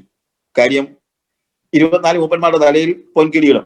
പക്ഷെ എന്നേക്കും ജീവിക്കുന്നവൻ വന്ന് അവന്റെ മുമ്പിൽ വരുമ്പോൾ 24 മൂപ്പന്മാർ തങ്ങളുടെ കിരീടങ്ങളെ താഴെ ഇട്ടു. അവർക്ക് മനസ്സിലായി എന്നേക്കും ജീവിക്കുന്നവന്റെ മുമ്പിൽ ഈ കിരീടത്തിനൊന്നും ഒരു വിലയില്ലെന്ന്. ഞാൻ പറഞ്ഞ മനസ്സിലായോ? പ്രിയമുള്ളവരെ, നമ്മൾ ഈ ഭൗതിക മോഹങ്ങൾ സ്വർഗവുമായിട്ട്, സ്വർഗത്തെ കുറിച്ച് പറയുമ്പോൾ പോലും ഈ ഭൗതിക മോഹങ്ങളൊന്ന് അന്നേരമെങ്കിലും നമ്മളൊന്ന് കളാം. മനസ്സിൽ നീ ലോകത്തിന്റെ മോഹങ്ങളൊക്കെ ഒന്ന് കളാം. സ്വർഗത്തെ കുറിച്ച് പറയുമ്പോഴെങ്കിലും യേശുവിനെ കുറിച്ച് പറയാൻ പഠിക്കും. അല്ലാതെ അവിടുത്തെ സ്വർണവും കിരീടവും മറ്റുള്ള കാര്യങ്ങളും ഒക്കെ മാത്രം പറഞ്ഞുകൊണ്ടിരുന്നു കഴിഞ്ഞാൽ, സ്വർഗത്തിന്റെ ഏറ്റവും പ്രത്യേക വലിയ മഹിമ എന്താണ്? ഏറ്റവും വലിയ മഹിമ യേശുവാണ്. സ്വർഗത്തിലെ സ്വർഗത്തിലെ ഏറ്റവും വലിയ സംഗീതം യേശുവാണ്. സ്വർഗത്തിലെ ഏറ്റവും വലിയ വാക്ക് യേശുവാണ്. സ്വർഗത്തിന്റെ ഏറ്റവും വലിയ സന്തോഷം യേശുവാണ്. സ്വർഗത്തിന്റെ സാന്നിധ്യം യേശുവാണ്.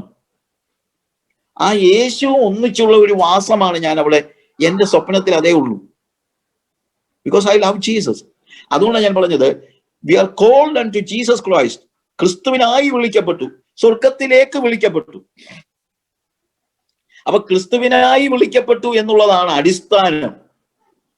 യേശുവിനായി വിളിക്കപ്പെട്ടവർ, നമ്മൾ യേശുവിനായി വിളിക്കപ്പെട്ടവരാണ്, തേജസ്സിനായി വിളിക്കപ്പെട്ടവരാണ്, സ്വർഗത്തിനായി വിളിക്കപ്പെട്ടവരാണ്. You understand my friends? അതുകൊണ്ട് എപ്പോഴും നമ്മുടെ മനസ്സിൽ നിറഞ്ഞു നിൽക്കേണ്ടത് ആ യേശുവിനോടുള്ള സ്നേഹം. എന്റെ ഡെസ്റ്റിനേഷൻ എന്റെ പിതാവിന്റെ ഭവനത്തിൽ അനേകം കർത്താവ് പറഞ്ഞു, finally I'm going to stay with. അവിടെ നിങ്ങൾ എന്നോട് കൂടെ എന്നേക്കും ഇരിക്കേണ്ടതുണ്ട്. അതാ അവിടുത്തെ പ്രത്യേകത. യേശുവിനോട് കൂടെ പിതാവിന്റെ ഭവനത്തിൽ, യേശുവും പിതാവും ഞാനും വീണ്ടെടുക്കപ്പെട്ട എന്റെ സഹോദരങ്ങളും എല്ലാം ഒരുമിച്ചുള്ള, അതാണ് സ്വർഗം എന്ന് പറയുമ്പോൾ മനസ്സിൽ കയറേണ്ടത്. അതാണോ നമ്മുടെ സ്വർഗം? അതാണോ നമ്മൾ പ്രതീക്ഷിക്കുന്നത്?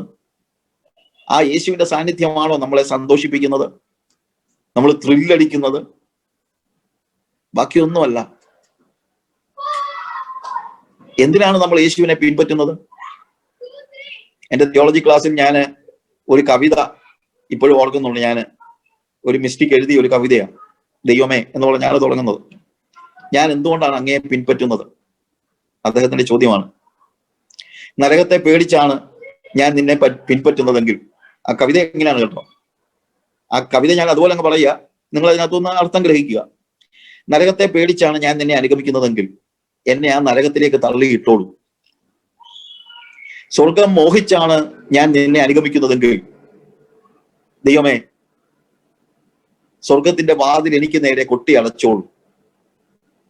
എന്നിട്ട് അദ്ദേഹം പറയുന്ന വാക്ക്, അല്ല, നിന്നെ മാത്രമാണ് ഞാൻ ആഗ്രഹിക്കുന്നതെങ്കിൽ യേശുവേ, ദൈവമേ, എന്നെ നിന്റെ മാറോട് ചേർത്തണയ്ക്കണമേ. You see the difference? നമ്മളെ ത്രസിപ്പിക്കുന്നത് എന്താ? നരകത്തെക്കുറിച്ചുള്ള ഭീതി.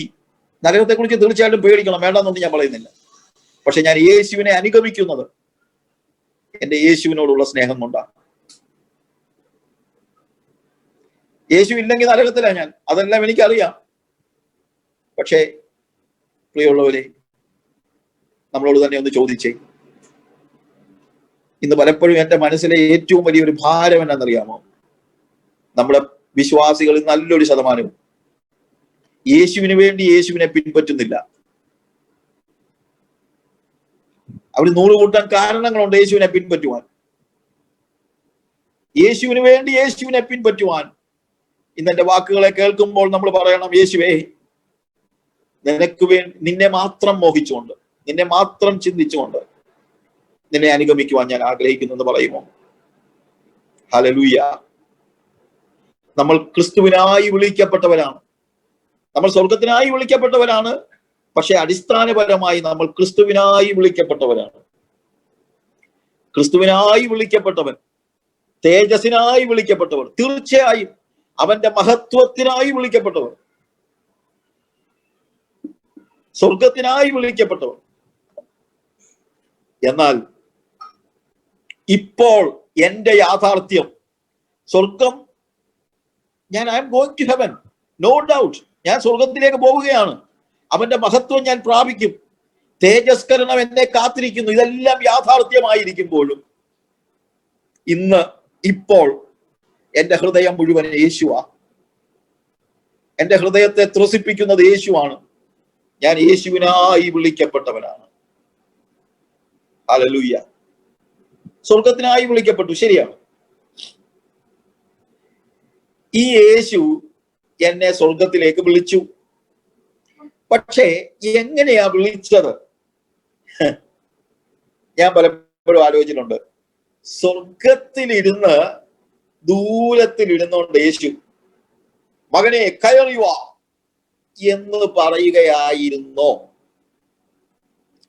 അടിസ്ഥാനപരമായി നമ്മൾ മനസ്സിലാക്കണം, യേശു എന്ന് പറയുന്നത് മറ്റ് ദേവന്മാരെ പോലെയൊന്നും അല്ല. യേശുവിന്റെ പ്രത്യേകതകൾ നമ്മൾ മനസ്സിലാക്കണം. അതിൽ ഏറ്റവും വലിയ പ്രത്യേകതകളിൽ ഒന്നാണ് ഞാൻ പറയാൻ പോകുന്നത്. യേശു എന്നെ സ്വർഗത്തിനായി വിളിച്ചു. എങ്ങനെ? സ്വർഗത്തിൽ ഇരുന്നു കൊണ്ട് മകനെ കയറി വാ എന്ന് പറയുകയായിരുന്നോ? That is my question. അല്ല. യേശു എങ്ങനെ എന്നെ വിളിച്ചെന്നറിയാമോ? എന്നെ വിളിക്കാനായിട്ട്, സ്വർഗത്തിലേക്ക് വിളിക്കാൻ അവൻ ഇറങ്ങി വന്നു. അതാണ് യേശുവിന്റെ പ്രത്യേകത. ഞാൻ പറയട്ടെ, ഈ ദിവസങ്ങളിൽ യേശു ആരാണെന്ന് നമ്മൾ അറിയണം, നമ്മൾ ആരാണെന്ന് നമ്മൾ അറിയണം. ഞാൻ പറഞ്ഞല്ലോ, യേശു ആരാണെന്ന് നമ്മൾ അറിയണം, നമ്മൾ ആരാണെന്ന് നമ്മൾ അറിയണം, നമ്മൾ എന്തിനായി വിളിക്കപ്പെട്ടവരാണെന്ന് നമ്മൾ അറിയണം, നമ്മുടെ മിഷൻ എന്താണെന്ന് അറിയണം. ഇങ്ങനെയൊക്കെയാണ്, ഈ തിരിച്ചറിവുകളാണ് നമ്മളെ യഥാർത്ഥ ആത്മീയതയിൽ ജീവിക്കാൻ പ്രേരിപ്പിക്കുന്നത്. അതുകൊണ്ടാ കൺവെൻഷൻ ആയിട്ടും ഞാൻ ഇങ്ങനെ ഒരു ക്ലാസ് തന്നെ തീരുമാനിച്ചതിന്റെ ഒരു കാരണം, കൺവെൻഷൻ ആണെന്ന് എനിക്കറിയാം. കൺവെൻഷൻ നമ്മൾ എക്സ്പെക്ട് ചെയ്യുന്ന രീതിയിലല്ല. Basically it is A Bible study.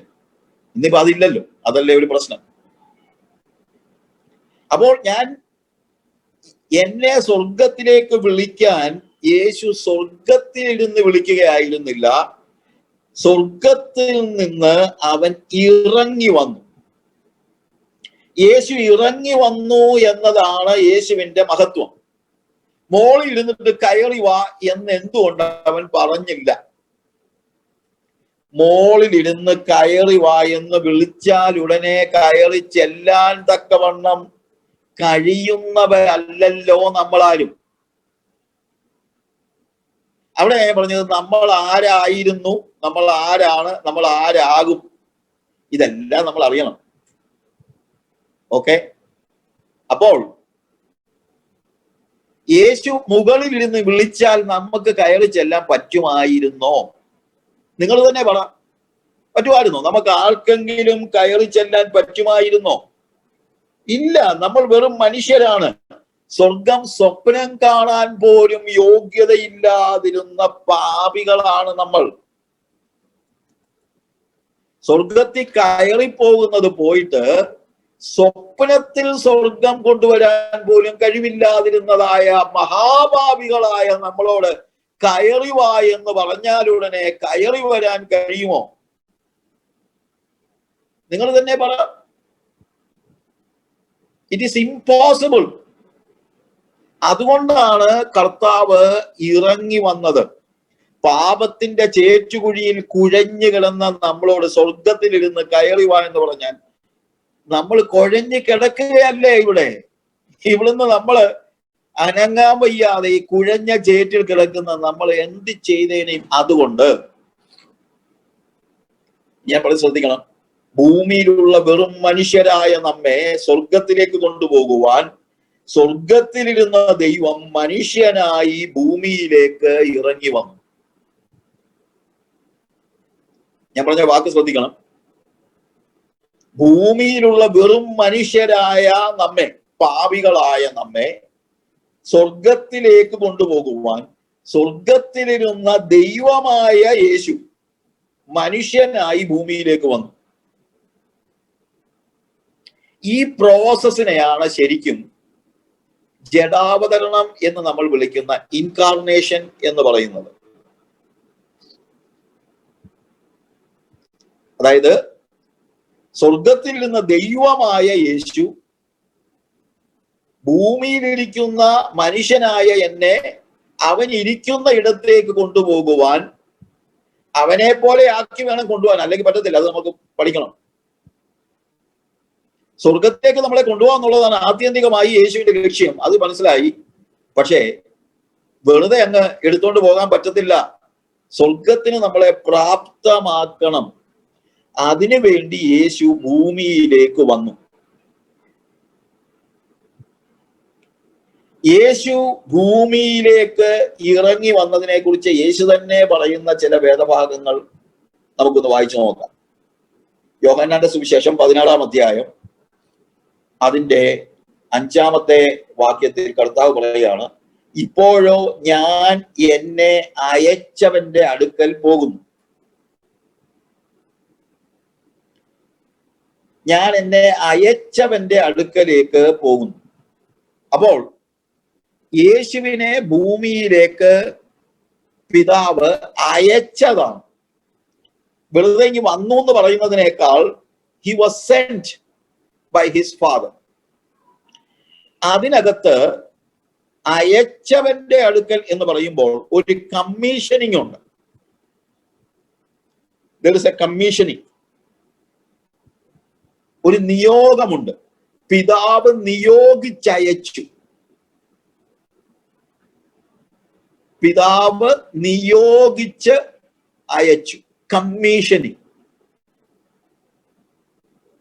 അങ്ങനെ യേശു ഭൂമിയിൽ വന്നു.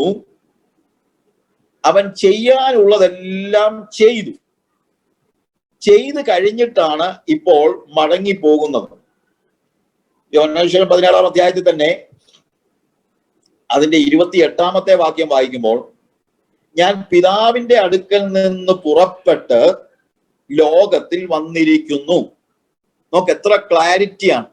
ഈ വേദപുസ്തകം വായിക്കാൻ ഗ്രീക്കും ഹീബ്രു ഒന്നും പഠിച്ചില്ലെങ്കിലും അല്ലാതെ വായിച്ചാലും നമുക്കൊക്കെ മനസ്സിലാകത്തക്ക രീതിയിലാണ് വേദോസം എഴുതിയിരിക്കുന്നത്. നമ്മുടെ ചിന്ത വലിയ പണ്ഡിതന്മാർക്ക് മാത്രമേ ഇത് മനസ്സിലാകത്തുള്ളൂ. അങ്ങനൊന്നും അല്ല.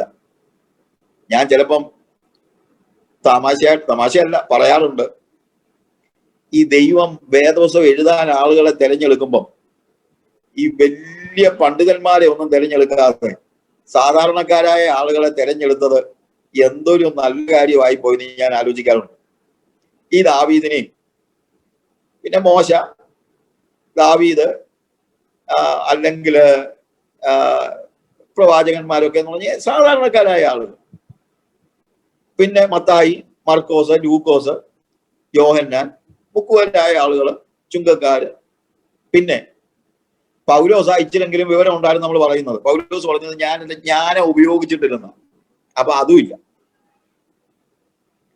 എന്തുകൊണ്ടാണ് ഈ സാധാരണക്കാരായ ആളുകളെ കർത്താവ് എഴുതാൻ ഉപയോഗിച്ചതെന്ന് ഞാനിങ്ങനെ ചിലപ്പോൾ ചുമ്മാ ഓർക്കാറുണ്ട്.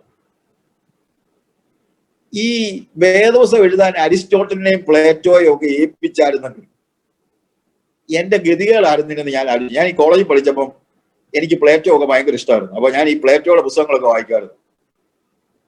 എന്റെ ദൈവമേ, ഒരധ്യായം തീരണമെങ്കിൽ ഒരാഴ്ച എടുക്കും ഒന്ന് മനസ്സിലായി വരണമെങ്കിൽ. പ്ലേറ്റോയുടെ ബുക്കൊക്കെ വായിക്കുമ്പോൾ ഒരധ്യായം പഠിക്കണമെങ്കിൽ വായിക്കണമെങ്കിൽ ഒരാഴ്ച എടുക്കും. അന്നേരം ഞാൻ ആലോചിച്ചു, എന്റെ ദൈവമേ, ഇയാളെ എങ്ങാനും വേദോസം എഴുതാൻ വേണ്ടി ദൈവം ഏൽപ്പിച്ചായിരുന്നെങ്കിൽ എന്റെ ഗതികളായിരുന്നേനെ. കാര്യം അങ്ങനെ ഒരു എഴുതിയാൽ എനിക്ക് വല്ല മനസ്സിലാകൂ. അതുകൊണ്ട് ദൈവം എന്ത് ചെയ്തു? വേദോസം എഴുതിയപ്പോഴും ആരെ തന്നെ ഏൽപ്പിച്ചു? എന്നെ പോലുള്ള സാധാരണക്കാരായ ആളുകളെയൊക്കെ ഏൽപ്പിച്ചു. ഞാൻ പറഞ്ഞത് മറ്റൊന്നുമല്ല, വേദപുസ്തകം ദൈവം മനസ്സിലാകാതിരിക്കാൻ വേണ്ടി എഴുതിയതല്ല, നമ്മളൊക്കെ മനസ്സിലാക്കാൻ വേണ്ടി എഴുതിയതാണ് എന്നുള്ളത് നമ്മൾ മനസ്സിലാക്കണം. എന്റെ ഒരു സുഹൃത്ത്, പഴയ ഒരു പ്രായമുള്ള ഒരാളുണ്ടായിരുന്നു. അദ്ദേഹത്തിന്റെ ഒരു ഹിന്ദു സുഹൃത്ത് ചോദിച്ചു, എടോ ജോയി, അപ്പൊ ഞങ്ങൾ ഈ ഇദ്ദേഹത്തെ വിളിക്കുന്നത് സോക്രട്ടീസ്. അപ്പൊ അറിയാമല്ലോ, നല്ല ബോധമുള്ള ആളാ ജോയി സാറിനോട് ഒരാൾ ചോദിച്ചു, എടോ ജോയി, താൻ ഗീത വായിച്ചിട്ടുണ്ടോ? ഉടനെ പറഞ്ഞു ഉണ്ട്. എന്നിട്ട് തനിക്ക് മനസ്സിലായോ? ഉടനെ ജോയി സാർ പറഞ്ഞു ആന്നൊന്നും പറയാനല്ല, തനിക്ക് വായിച്ചിട്ട് എല്ലാം മനസ്സിലായോ? ഉടനെ പറഞ്ഞു ഇല്ല. എടോ, മനസ്സിലാകത്തില്ലെന്നുള്ളതാണ് ഗീതയുടെ പ്രത്യേകത. എന്നാൽ വേദപുസ്തകത്തിന്റെ പ്രത്യേകത ഇത് വായിച്ചാൽ മനസ്സിലാകുമെന്നുള്ളതാണ്.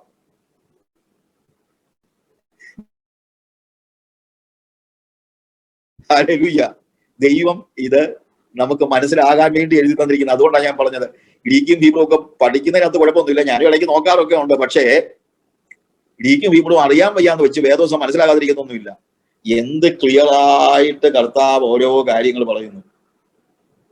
കർത്താവ് പറയാണ്, ഞാൻ പിതാവിന്റെ, യോഹന്നാന്റെ സുവിശേഷം 16:28, ഞാൻ പിതാവിന്റെ അടുക്കൽ നിന്ന് പുറപ്പെട്ട് ലോകത്തിൽ വന്നിരിക്കുന്നു, പിന്നെയും ലോകത്തെ വിട്ട് പിതാവിന്റെ അടുക്കൽ പോകുന്നു. ഇൻകാർണേഷൻ മുഴുവൻ ഒരു വാക്കിനകത്ത് കർത്താവ് പറഞ്ഞിരിക്കുക. The whole story of incarnation ഒറ്റ വാചകത്തിനകത്ത് പറഞ്ഞിരിക്കുക. ചിലപ്പോൾ എനിക്ക് ഭയങ്കര അത്ഭുതം തോന്നും.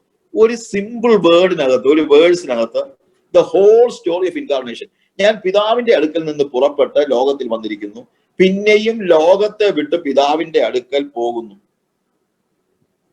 എന്നാ തിരിച്ചു പോകാൻ കാര്യം? തിരിച്ചു പോകാൻ കാര്യം എന്നാന്ന് ചോദിച്ചാൽ, എന്ത് കമ്മീഷനിങ്ങുമായിട്ട് വന്നോ? കമ്മീഷൻ ചെയ്യുന്നത് ഒരു മിഷനാണ്, അല്ലേ?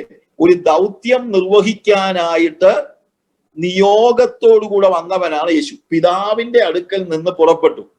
കാരണം പിതാവ് അയച്ചത് എന്തിനാ? ഒരു ദൗത്യത്തിന് വേണ്ടിയാണ് അയച്ചത്, ഒരു ദൗത്യം നിർവഹിക്കാൻ. ആ ദൗത്യം, മിഷൻ അക്കംപ്ലീഷ് ചെയ്തതുകൊണ്ട്, ദൗത്യം നിർവഹിച്ച് കഴിഞ്ഞതുകൊണ്ട് ഇപ്പോൾ എന്ത് ചെയ്യുന്നു? പിതാവിന്റെ അടുക്കൽ പോകുന്നു. ഒന്ന് ആലോചിച്ച് നോക്കിക്കേ. Jesus was commissioned by his Father to go to the world and fulfill a mission, the mission of redemption. And when the mission is accomplished, God said, come back. And he's going back to the Father. So interesting. എന്ത് രസകരമായിട്ട് ഒരു ദൗത്യം നിർവഹിക്കാൻ വേണ്ടി പിതാവ് commission ചെയ്ത് അയച്ചു. ഭൂമിയിൽ വന്നു, യേശു ദൗത്യം നിർവഹിച്ചു കഴിഞ്ഞപ്പോൾ ഇപ്പോൾ mission accomplished, so he is going back. ഇതിനെയാ ശരിക്കും പറഞ്ഞാൽ ഇൻകാർണേഷൻ എന്ന് പറയുന്നത്. ഇതിനിടയ്ക്ക് when he was in this world, ലോകത്തിലായിരുന്നപ്പോൾ അവൻ നമ്മളെ വീണ്ടെടുത്തു. അതിനെക്കുറിച്ച് നമുക്ക് പറയാം. പക്ഷെ ഈ യോഹന്നാന്റെ സുവിശേഷം 15-ാം അധ്യായത്തിൽ നമ്മൾ വായിക്കുമ്പോൾ വീണ്ടെടുത്തു എന്ന വാക്കിന് തത്തുല്യമായി അല്ലെങ്കിൽ കർത്താവ് ഉപയോഗിച്ചിരിക്കുന്ന ഒരു വാക്കുണ്ട്. യോഹന്നാന്റെ സുവിശേഷം 15-ാം അധ്യായത്തിൽ അതിന്റെ 18-19 വാക്യങ്ങൾ വായിക്കുമ്പോൾ, ലോകം നിങ്ങളെ പകയ്ക്കുന്നുവെങ്കിൽ അത് നിങ്ങൾക്ക് മുമ്പേ എന്നെ പകച്ചിരിക്കുന്നു എന്ന് അറിവിൻ. നിങ്ങൾ ലോകക്കാർ ആയിരുന്നു എങ്കിൽ ലോകം തനിക്ക് സ്വന്തമായതിനെ സ്നേഹിക്കുമായിരുന്നു. എന്നാൽ നിങ്ങൾ ലോകക്കാരായിരിക്കാതെ ഞാൻ നിങ്ങളെ ലോകത്തിൽ നിന്ന് തിരഞ്ഞെടുത്തത് കൊണ്ട് ലോകം നിങ്ങളെ പകയ്ക്കുന്നു. അപ്പോൾ പിതാവ് തന്റെ പുത്രനെ ഭൂമിയിലേക്ക് അയച്ചത് എന്തിനാണ്? ചിലരെ ലോകത്തിൽ നിന്ന് തെരഞ്ഞെടുക്കുവാനാണ്. വീണ്ടെടുപ്പ് വരുന്നുണ്ട്, വീണ്ടെടുക്കപ്പെട്ടവരാണ്, അല്ലെങ്കിൽ തിരഞ്ഞെടുക്കപ്പെട്ടവരെ അവൻ വീണ്ടെടുത്തു, അത് വേറെ കാര്യം. പക്ഷേ ഞാനിപ്പോൾ കർത്താവിന്റെ വാക്കുകൾ വെച്ച് ഞാനങ്ങ് പറയുകയാണ്, വീണ്ടെടുപ്പ് നമ്മൾ മറന്നു പോകരുത്. സോ ദൈവം യേശുവിനെ കമ്മീഷൻ ചെയ്ത് അയച്ചു ഒരു ദൗത്യത്തിന് വേണ്ടി, മിഷൻ. യേശു ഭൂമിയിൽ വന്നു, വീണ്ടെടുപ്പ് എന്ന തന്റെ മിഷൻ അക്കംപ്ലിഷ് ചെയ്തു. അതുകൊണ്ട് യേശു പിതാവിന്റെ സന്നിധിയിലേക്ക് മടങ്ങിപ്പോയിരിക്കുകയാണ്. ഇതിനിടയ്ക്ക് യേശു എന്ത് ചെയ്തു? അവൻ ലോകത്തിൽ വന്ന് ലോകക്കാരായിരുന്ന നമ്മളെ ലോകത്തിൽ നിന്ന് തെരഞ്ഞെടുത്തു. നമ്മൾ ലോകക്കാരായിരുന്നു, പക്ഷെ നമ്മളെ ലോകത്തിൽ നിന്ന് തെരഞ്ഞെടുത്തു. തെരഞ്ഞെടുത്ത് കഴിഞ്ഞപ്പോൾ അവിടെ എഴുതിയിരിക്കുന്നത്, എന്നാൽ നിങ്ങൾ ലോകക്കാരായിരിക്കാതെ. തെരഞ്ഞെടുത്തവൻ പിന്നീട് ലോകക്കാരനല്ല. അതാണ് ഞാൻ എംഫസൈസ് ചെയ്യാൻ ഉദ്ദേശിക്കുന്നതായ അടുത്ത കാര്യം. നമ്മൾ ലോകക്കാരായിരുന്നു, യേശു നമ്മളെ തെരഞ്ഞെടുത്തു. എന്തിനാണെന്നറിയാമോ? ഇനി ലോകക്കാരാകാതിരിക്കാൻ വേണ്ടിയാണ് തെരഞ്ഞെടുത്തത്. ലോകത്തിൽ നിന്ന് നമ്മളെ അവൻ വേർതിരിച്ചു. Separated us from the world. We are chosen and separated. നമ്മൾ തെരഞ്ഞെടുക്കപ്പെട്ടവരും വേർപെടുത്തപ്പെട്ടവരുമാണ്. You see the difference? നമ്മൾ തെരഞ്ഞെടുക്കപ്പെട്ടവർ മാത്രമല്ല, തെരഞ്ഞെടുക്കപ്പെട്ടവരും വേർപെട്ടവരുമാണ്, അല്ലെങ്കിൽ വേർപെടുത്തപ്പെട്ടവരുമാണ്. We are separated by God. ഞാൻ എന്താ ഇത് പറയാൻ കാര്യം എന്നറിയാമോ?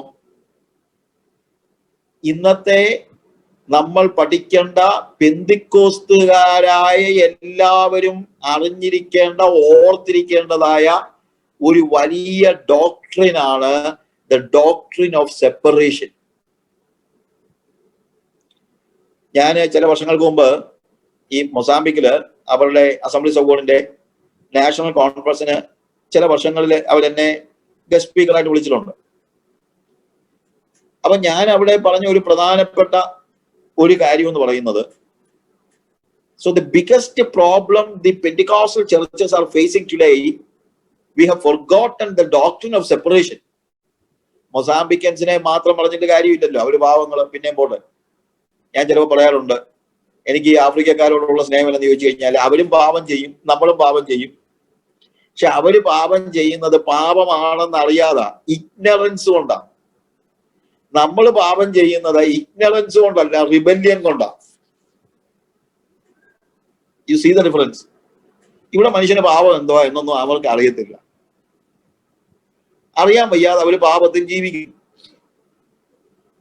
ഞാനൊരു പാസ്റ്റേഴ്സ് കോൺഫറൻസ് ഒരിക്കലും ഒരു ഇന്റീരിയർ വില്ലേജാ, ഗ്രാമങ്ങളിലെ ഒരു പാസ്റ്റേഴ്സ് കോൺഫറൻസ് നടത്തിയപ്പോൾ ഒരു പാസ്റ്ററിന്റെ അടുത്ത് വന്നിട്ട് പറഞ്ഞു, മിഷനറി, ഞാൻ 8 വർഷമായിട്ട് പാസ്റ്ററാ, ഇന്ന് ആദ്യമായിട്ടാണ് കേട്ടത് മദ്യപാനി സ്വർഗരാജ്യം അവകാശമാക്കുകയായിരുന്നു. കേട്ടിട്ടില്ല. ഞാൻ ചോദിച്ചു, ആദ്യം ഇച്ചിരി ചൂടായിട്ട് ചോദിച്ചു, നിന്റെ വേദോസം ഇല്ലയോ എന്ന് ചോദിച്ചു. നമ്മളെ ഇച്ചിരി ചൂടല്ലേ, നമ്മളെ മലയാളികളല്ലേ, ഇച്ചിരി ചൂടാണല്ലോ. അപ്പൊ അവൻ എന്നോട് പറഞ്ഞു, മിഷണറി, ഞാന് അഭയാർത്ഥിയായിട്ട് മലാവി പോയി ജീവിച്ചാണ്. ഇവൻ മൊസാംബിക്കനാണ്. മലാവിയിലെ ഭാഷ ചിച്ചേവയാ. അപ്പൊ അതുകൊണ്ട് കൊച്ചിലെ ഞാൻ പഠിച്ചത് ചിച്ചേവയാ. പക്ഷെ ഇവിടെ തിരിച്ചു വന്നാ ഞാൻ രക്ഷിക്കപ്പെടുന്നത്.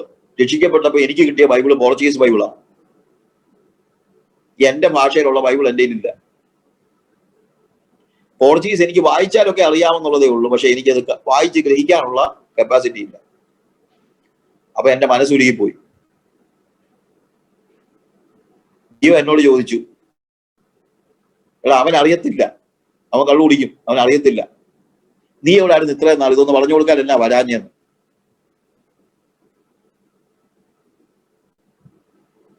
എന്നെ വളരെ ടച്ച് ചെയ്ത ഒരു സമയമാണ്. ഹല്ലേലൂയ. ഞാൻ പറഞ്ഞതെന്ന് ചോദിച്ചു കഴിഞ്ഞാല്, നമ്മളെ സംബന്ധിച്ചിടത്തോളം നമ്മൾ ദൈവികതയെക്കുറിച്ചും ദൈവ കാര്യങ്ങളെക്കുറിച്ചും ആയിരുന്നാൽ മാത്രമേ നമുക്ക് ഈ ദ ഡോക്ട്രിൻ ഓഫ് സെപ്പറേഷൻ, ഇത് നമ്മുടെ പിതാക്കന്മാര് പിന്തുടർന്നതായ ഏറ്റവും വലിയ ഡോക്ട്രിനാണ് വേർപാടിന്റെ ഉപദേശം. നമ്മുടെ പഴയ പിതാക്കന്മാർ എന്തോ പറഞ്ഞാലും ഉടനെ പറയുന്ന രണ്ട് വാക്കുകളുണ്ട്. എന്താണെന്നറിയാമോ? വിശുദ്ധിയും വേർപാടും സൂക്ഷിപ്പാൻ. ശരിയല്ലേ? ഇതായിരുന്നല്ലോ അവരുടെ പ്രാർത്ഥനയും അവരുടെ പ്രസംഗങ്ങളിലും എല്ലാം ഉണ്ടായിരുന്നത്, വിശുദ്ധിയും വേർപാടും. ഇന്ന് വേർപാട് എന്ന് പറഞ്ഞാൽ എന്താണെന്ന് വല്ല മനുഷ്യന് വല്ല ചിന്തയുണ്ടോ? പെന്തിക്കോസ്തുകാർക്ക് ആർക്കറിയാം വേർപാട് എന്നാന്നുള്ളത്? വേർപാടിന്റെ ഉപദേശം ചിലപ്പോൾ അവർക്ക് അവരുടേതായിട്ടുള്ള, നമ്മുടെ പിതാക്കന്മാരെല്ലാം പറഞ്ഞത് ചിലപ്പം അവരുടെ ജ്ഞാനത്തിന്റെ ഒക്കെ പ്രശ്നങ്ങളൊക്കെ ഉണ്ടായിരിക്കും, അതൊക്കെ വിട്. പക്ഷേ ഇവിടെ കർത്താവ് പറയാണ്, നിങ്ങൾ ലോകക്കാരായിരുന്നു, ഞാൻ നിങ്ങളെ ലോകത്തിൽ നിന്ന് വേർതിരിച്ചു, തെരഞ്ഞെടുത്തു. ഞാൻ നിങ്ങളെ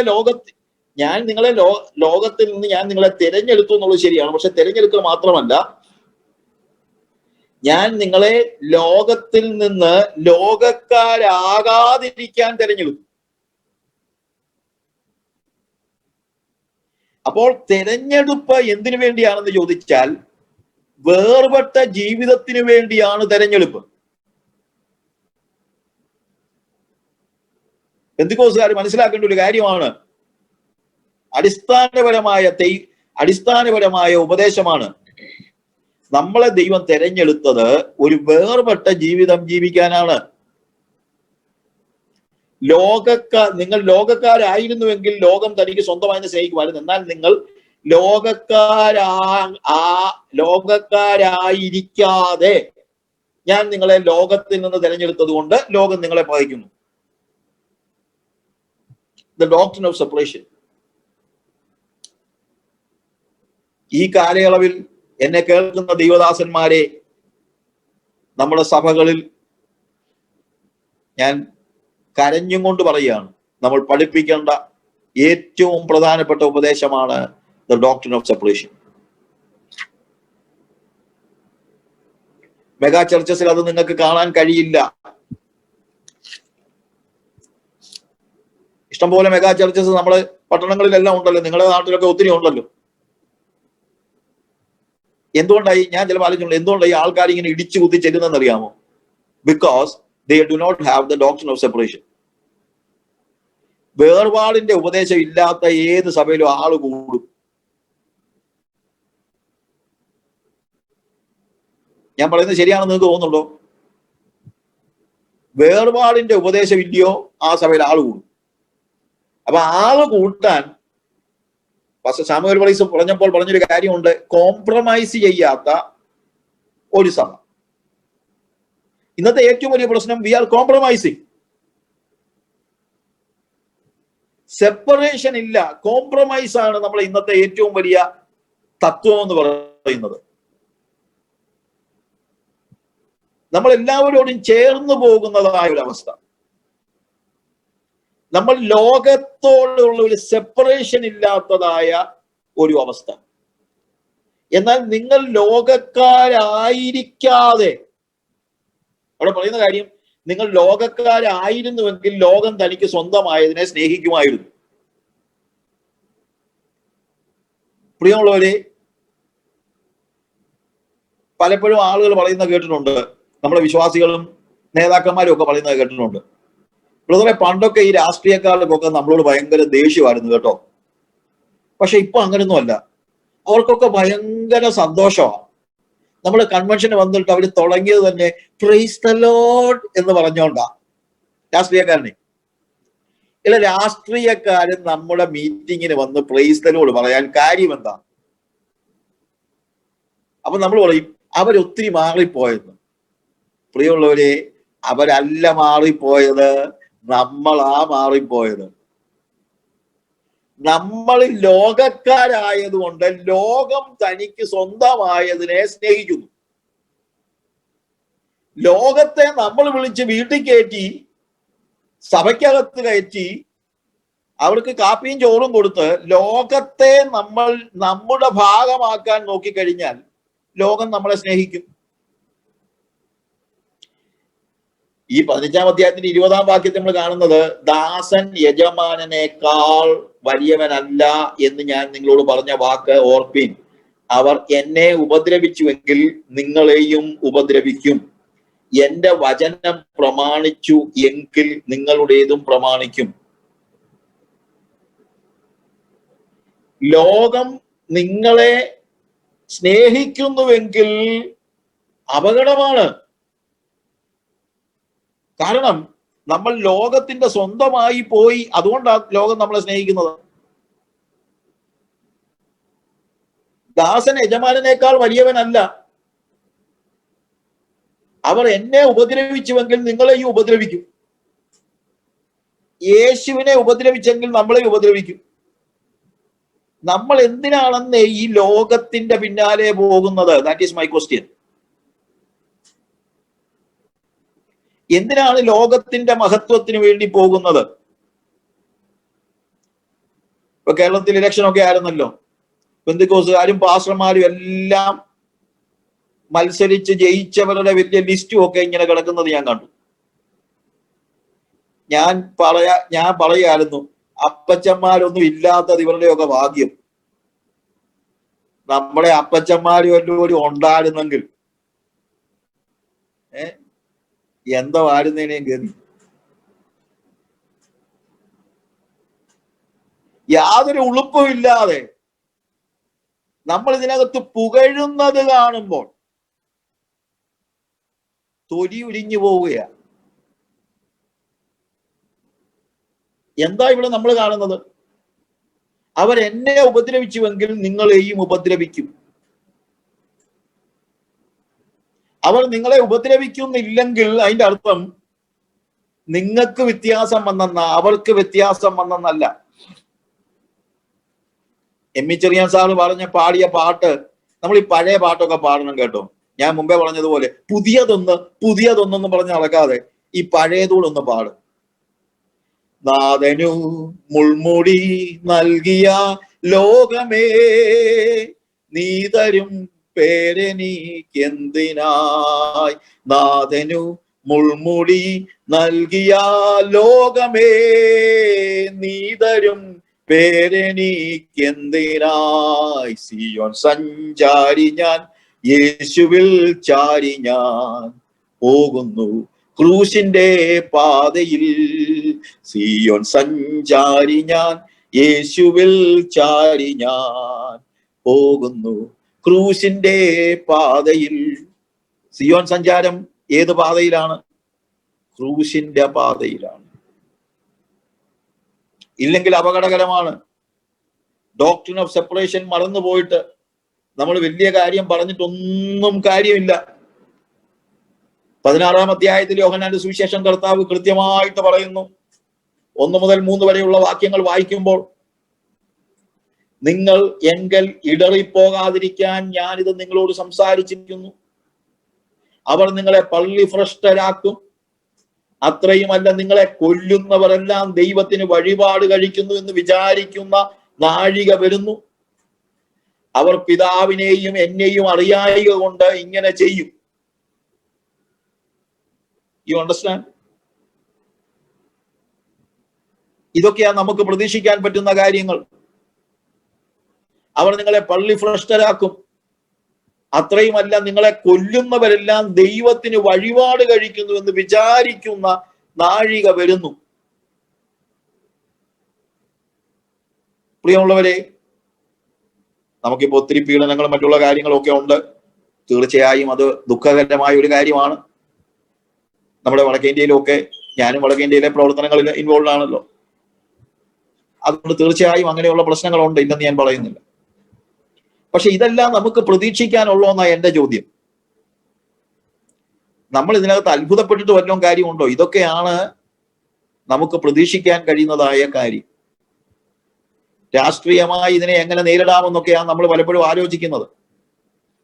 ചെയ്യാനുള്ളവരൊക്കെ എന്തെങ്കിലുമൊക്കെ ചെയ്തു, ഞാൻ അതിനെ എതിർക്കുന്നൊന്നുമില്ല. പക്ഷെ വേറെ കാര്യമുണ്ട്, നമുക്കുള്ളത് ഇതാ, ഇത് നമ്മുടെ അവകാശമാണ് എന്ന് നമ്മൾ മനസ്സിലാക്കണം. The path of Christianity is not a bed of roses. It is hard, but it is not impossible. ക്രിസ്തീയതയുടെ വഴി എന്ന് പറയുന്നത് റോസാപ്പൂക്കൾ വിരിച്ച ഒരു പാതയല്ല. സിയോൻ സഞ്ചാരി പോകുന്നു ക്രൂശിന്റെ പാതയിൽ. അത് ക്രൂശിന്റെ പാതയാണ്. പ്രിയമുള്ളവരെ, അവർ പിതാവിനെയും എന്നെയും അറിയായിക കൊണ്ട് ഇങ്ങനെ ചെയ്യും. അവരെന്തുകൊണ്ടാണ് അങ്ങനെ ചെയ്യുന്നത്? അവരുടെ അറിവില്ലായ്മ കൊണ്ടാണ്. അവർക്കറിയില്ല, അവർക്ക് യേശു ആരാണെന്ന് അറിയില്ല, അവർക്ക് പിതാവ് ആരാണെന്ന് അറിയില്ല. തന്നെ ഉപദ്രവിക്കുന്നവർക്ക് വേണ്ടി യേശു പ്രാർത്ഥിക്കുമ്പോൾ പറയുന്ന വാചകം എന്താണ്? പിതാവേ, ഇവർ ചെയ്യുന്നത് എന്ത് എന്ന് അറിയായിക കൊണ്ട്. ചെയ്യുന്നത് മാത്രമല്ല, ആരെയാണ് ഇത് ചെയ്യുന്നതെന്നും അവർക്ക് അറിയില്ല. അവർക്ക് അറിയാത്തത് കൊണ്ടാണ് അവരിത് ചെയ്യുന്നത്. ഒറീസയിൽ പ്രതിസന്ധി ഉണ്ടായ സമയത്ത് ഞാൻ ഇന്ത്യക്ക് പുറത്തായിരുന്നു. ഞാൻ താമസിച്ചിട്ടുണ്ട് അവിടെ. എനിക്ക് അവരുടെ ഭാഷയും കുറച്ചറിയാം, കുയി ലാംഗ്വേജ്. ഞാൻ താമസിച്ചിരുന്ന പള്ളി, ചർച്ച്, ഞാനവിടെ താമസിച്ചിരുന്ന നമ്മളെ പാഴ്സനേജും ചർച്ചും ഒക്കെ അവരെ തല്ലിപ്പൊട്ടിച്ചു. ഒറീസയിൽ കന്തമാലില് നമ്മളുടെ സഭയിൽ, ജീസസ് മിഷന്റെ ചർച്ചിലെ 18 വീടുകൾ അവർ കത്തിച്ചു കളഞ്ഞു. ഇത് അറിഞ്ഞു കഴിഞ്ഞപ്പോഴത്തേക്ക് എനിക്ക് സഹിക്കാൻ പറ്റിയില്ല. ഞാൻ ഇന്ത്യയിൽ നിന്ന് ഓടിപ്പിടിച്ച്, ഇന്ത്യയിലില്ലായിരുന്നു, ഞാൻ പുറത്തായിരുന്നു. ഞാൻ ഓടിപ്പിടിച്ച് ഇന്ത്യയിൽ ചെന്നു, ഒറീസയിൽ ചെന്നു. ഈ പ്രതിസന്ധികൾ നടന്ന് അതൊന്നും ശാന്തമായില്ല. ആ സമയത്ത് ഞാന് വളരെ കഷ്ടപ്പെട്ട് റിസ്ക് എടുത്ത്, കാര്യം പുറത്തുനിന്ന് ആരെയും അവിടെ കയറ്റത്തില്ല, അങ്ങനെ ഒരു സാഹചര്യത്തിൽ ഞാൻ അവിടെ കയറി ചെന്നു.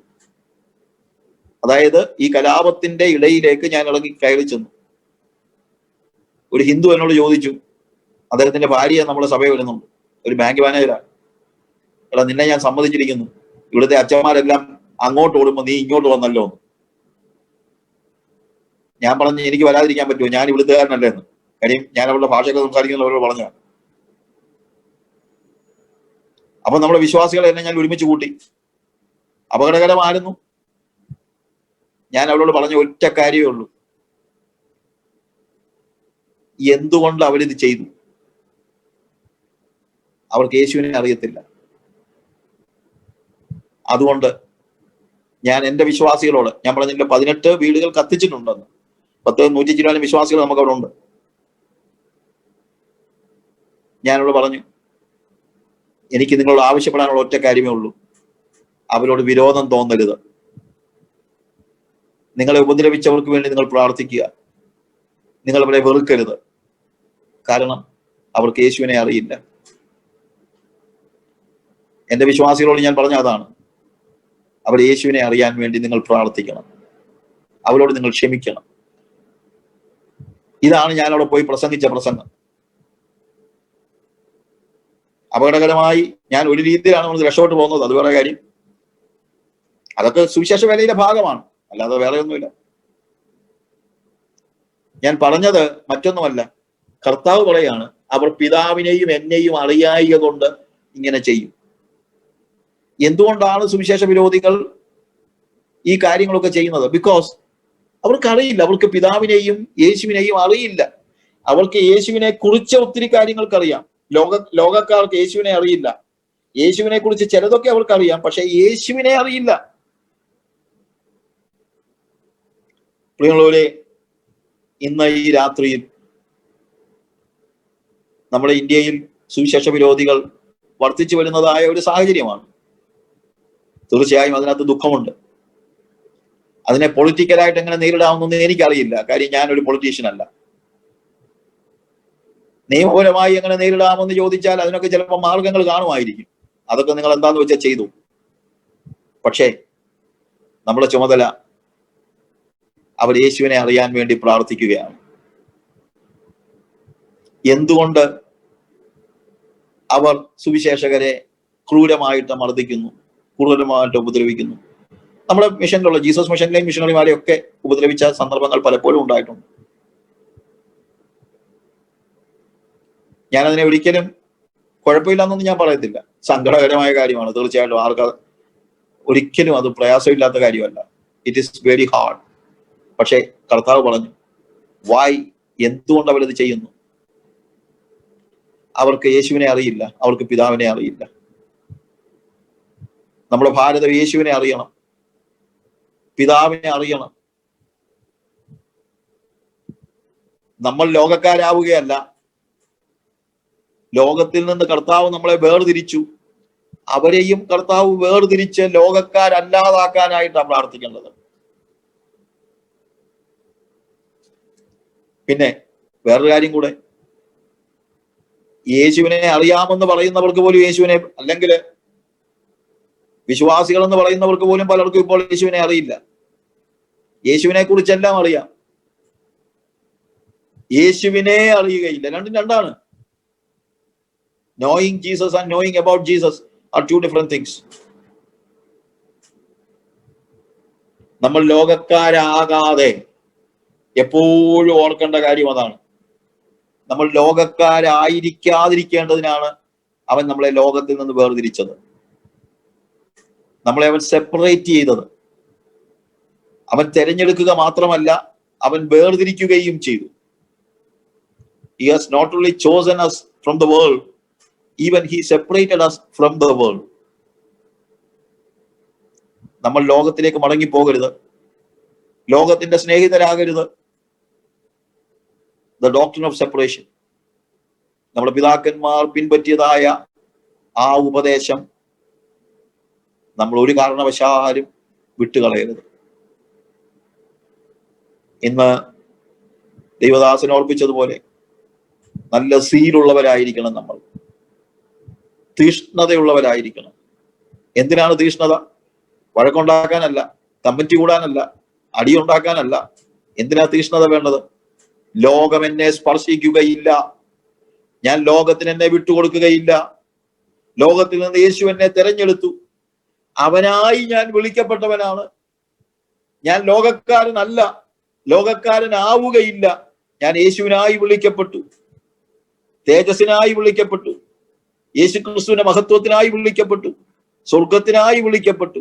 എന്തിനു വേണ്ടി വിളിക്കപ്പെട്ടു എന്നുള്ള ബോധ്യത്തോടുകൂടെ ലോകത്തിൽ നിന്ന് വേർപെട്ട ഒരു ജീവിതം ജീവിക്കുമെന്ന് നമ്മൾ ഇന്ന് രാത്രിയിൽ തീരുമാനമെടുക്കണം.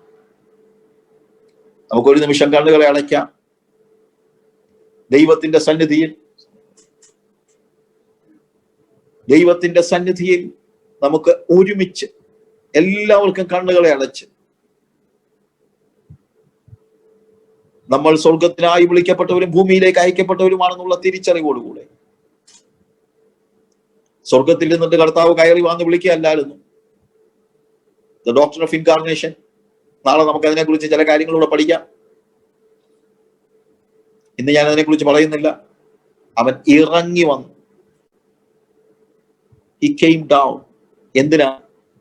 സ്വർഗത്തിൽ ഇരുന്ന ദൈവം മനുഷ്യനായി ഭൂമിയിൽ വന്നത് മനുഷ്യനായ എന്നെ സ്വർഗീയനാക്കി സ്വർഗത്തിലേക്ക് കൊണ്ടുപോകാൻ വേണ്ടിയാണ്. അതിനവൻ കൊടുത്ത വില നമുക്കറിയാം. അങ്ങനെ വില കൊടുത്തന്നെ അവൻ ലോകത്തിൽ നിന്ന് തെരഞ്ഞെടുത്തു, വേർതിരിച്ചെങ്കിൽ ആ വേർപാടിന്റെ ഉപദേശം വിടാതെ നമ്മൾ പിന്തുടരണം. ദൈവ സാന്നിധ്യം നിരന്തരമായി നമുക്ക് അനുഭവിക്കാൻ കഴിയണം. യേശു ഒരു വലിയ യാഥാർത്ഥ്യമായിരിക്കണം. ഭൗമികമായ മോഹങ്ങളിൽ നമുക്കൊരു വിടുതൽ വേണം. നമ്മൾ സ്വർഗത്തിനായി വിളിക്കപ്പെട്ടവരാണെന്നുള്ള ബോധ്യത്തോടുകൂടെ നിത്യദുര ദർശനത്തിൽ നമുക്ക് ജീവിക്കാൻ കഴിയണം. ആ സ്വർഗത്തിലേക്ക് നമ്മൾ പോകുന്നതിന് മുമ്പ് നമ്മൾ യേശുവിങ്കിലേക്കാ when you are in Jesus, you will be with Jesus in heaven. If you are in Jesus now, you will be with Jesus in heaven. നിങ്ങൾ ഇന്ന് യേശുവിലാണെങ്കിൽ ഒരു ദിവസം അവനോട് കൂടെ നമ്മൾ യേശുവിനോട് കൂടെ ആയിരിക്കും സ്വർഗത്തിൽ. പക്ഷെ ഇന്ന് യേശുവിനോട് കൂടെയാണെങ്കിൽ, യേശുവിലാണെങ്കിലേ നാളെ യേശുവിനോട് കൂടെയാകാൻ കഴിയുള്ളൂ. കണ്ണുകളെ അടയ്ക്കാൻ ഒരു നിമിഷം ദൈവസന്നിധിയിൽ ഒരു പ്രാവശ്യം കൂടെ ഇന്ന് നമ്മൾ കേട്ടല്ലോ, തീഷ്ണതയോടുകൂടെ വേർപാടിന്റെ സത്യത്തിന് വേണ്ടി നമുക്ക് നിലകൊള്ളാം. ദൈവമായ കർത്താവ് നിങ്ങളെ സഹായിക്കുമാറാകട്ടെ. ആമേൻ. സ്തോത്രം.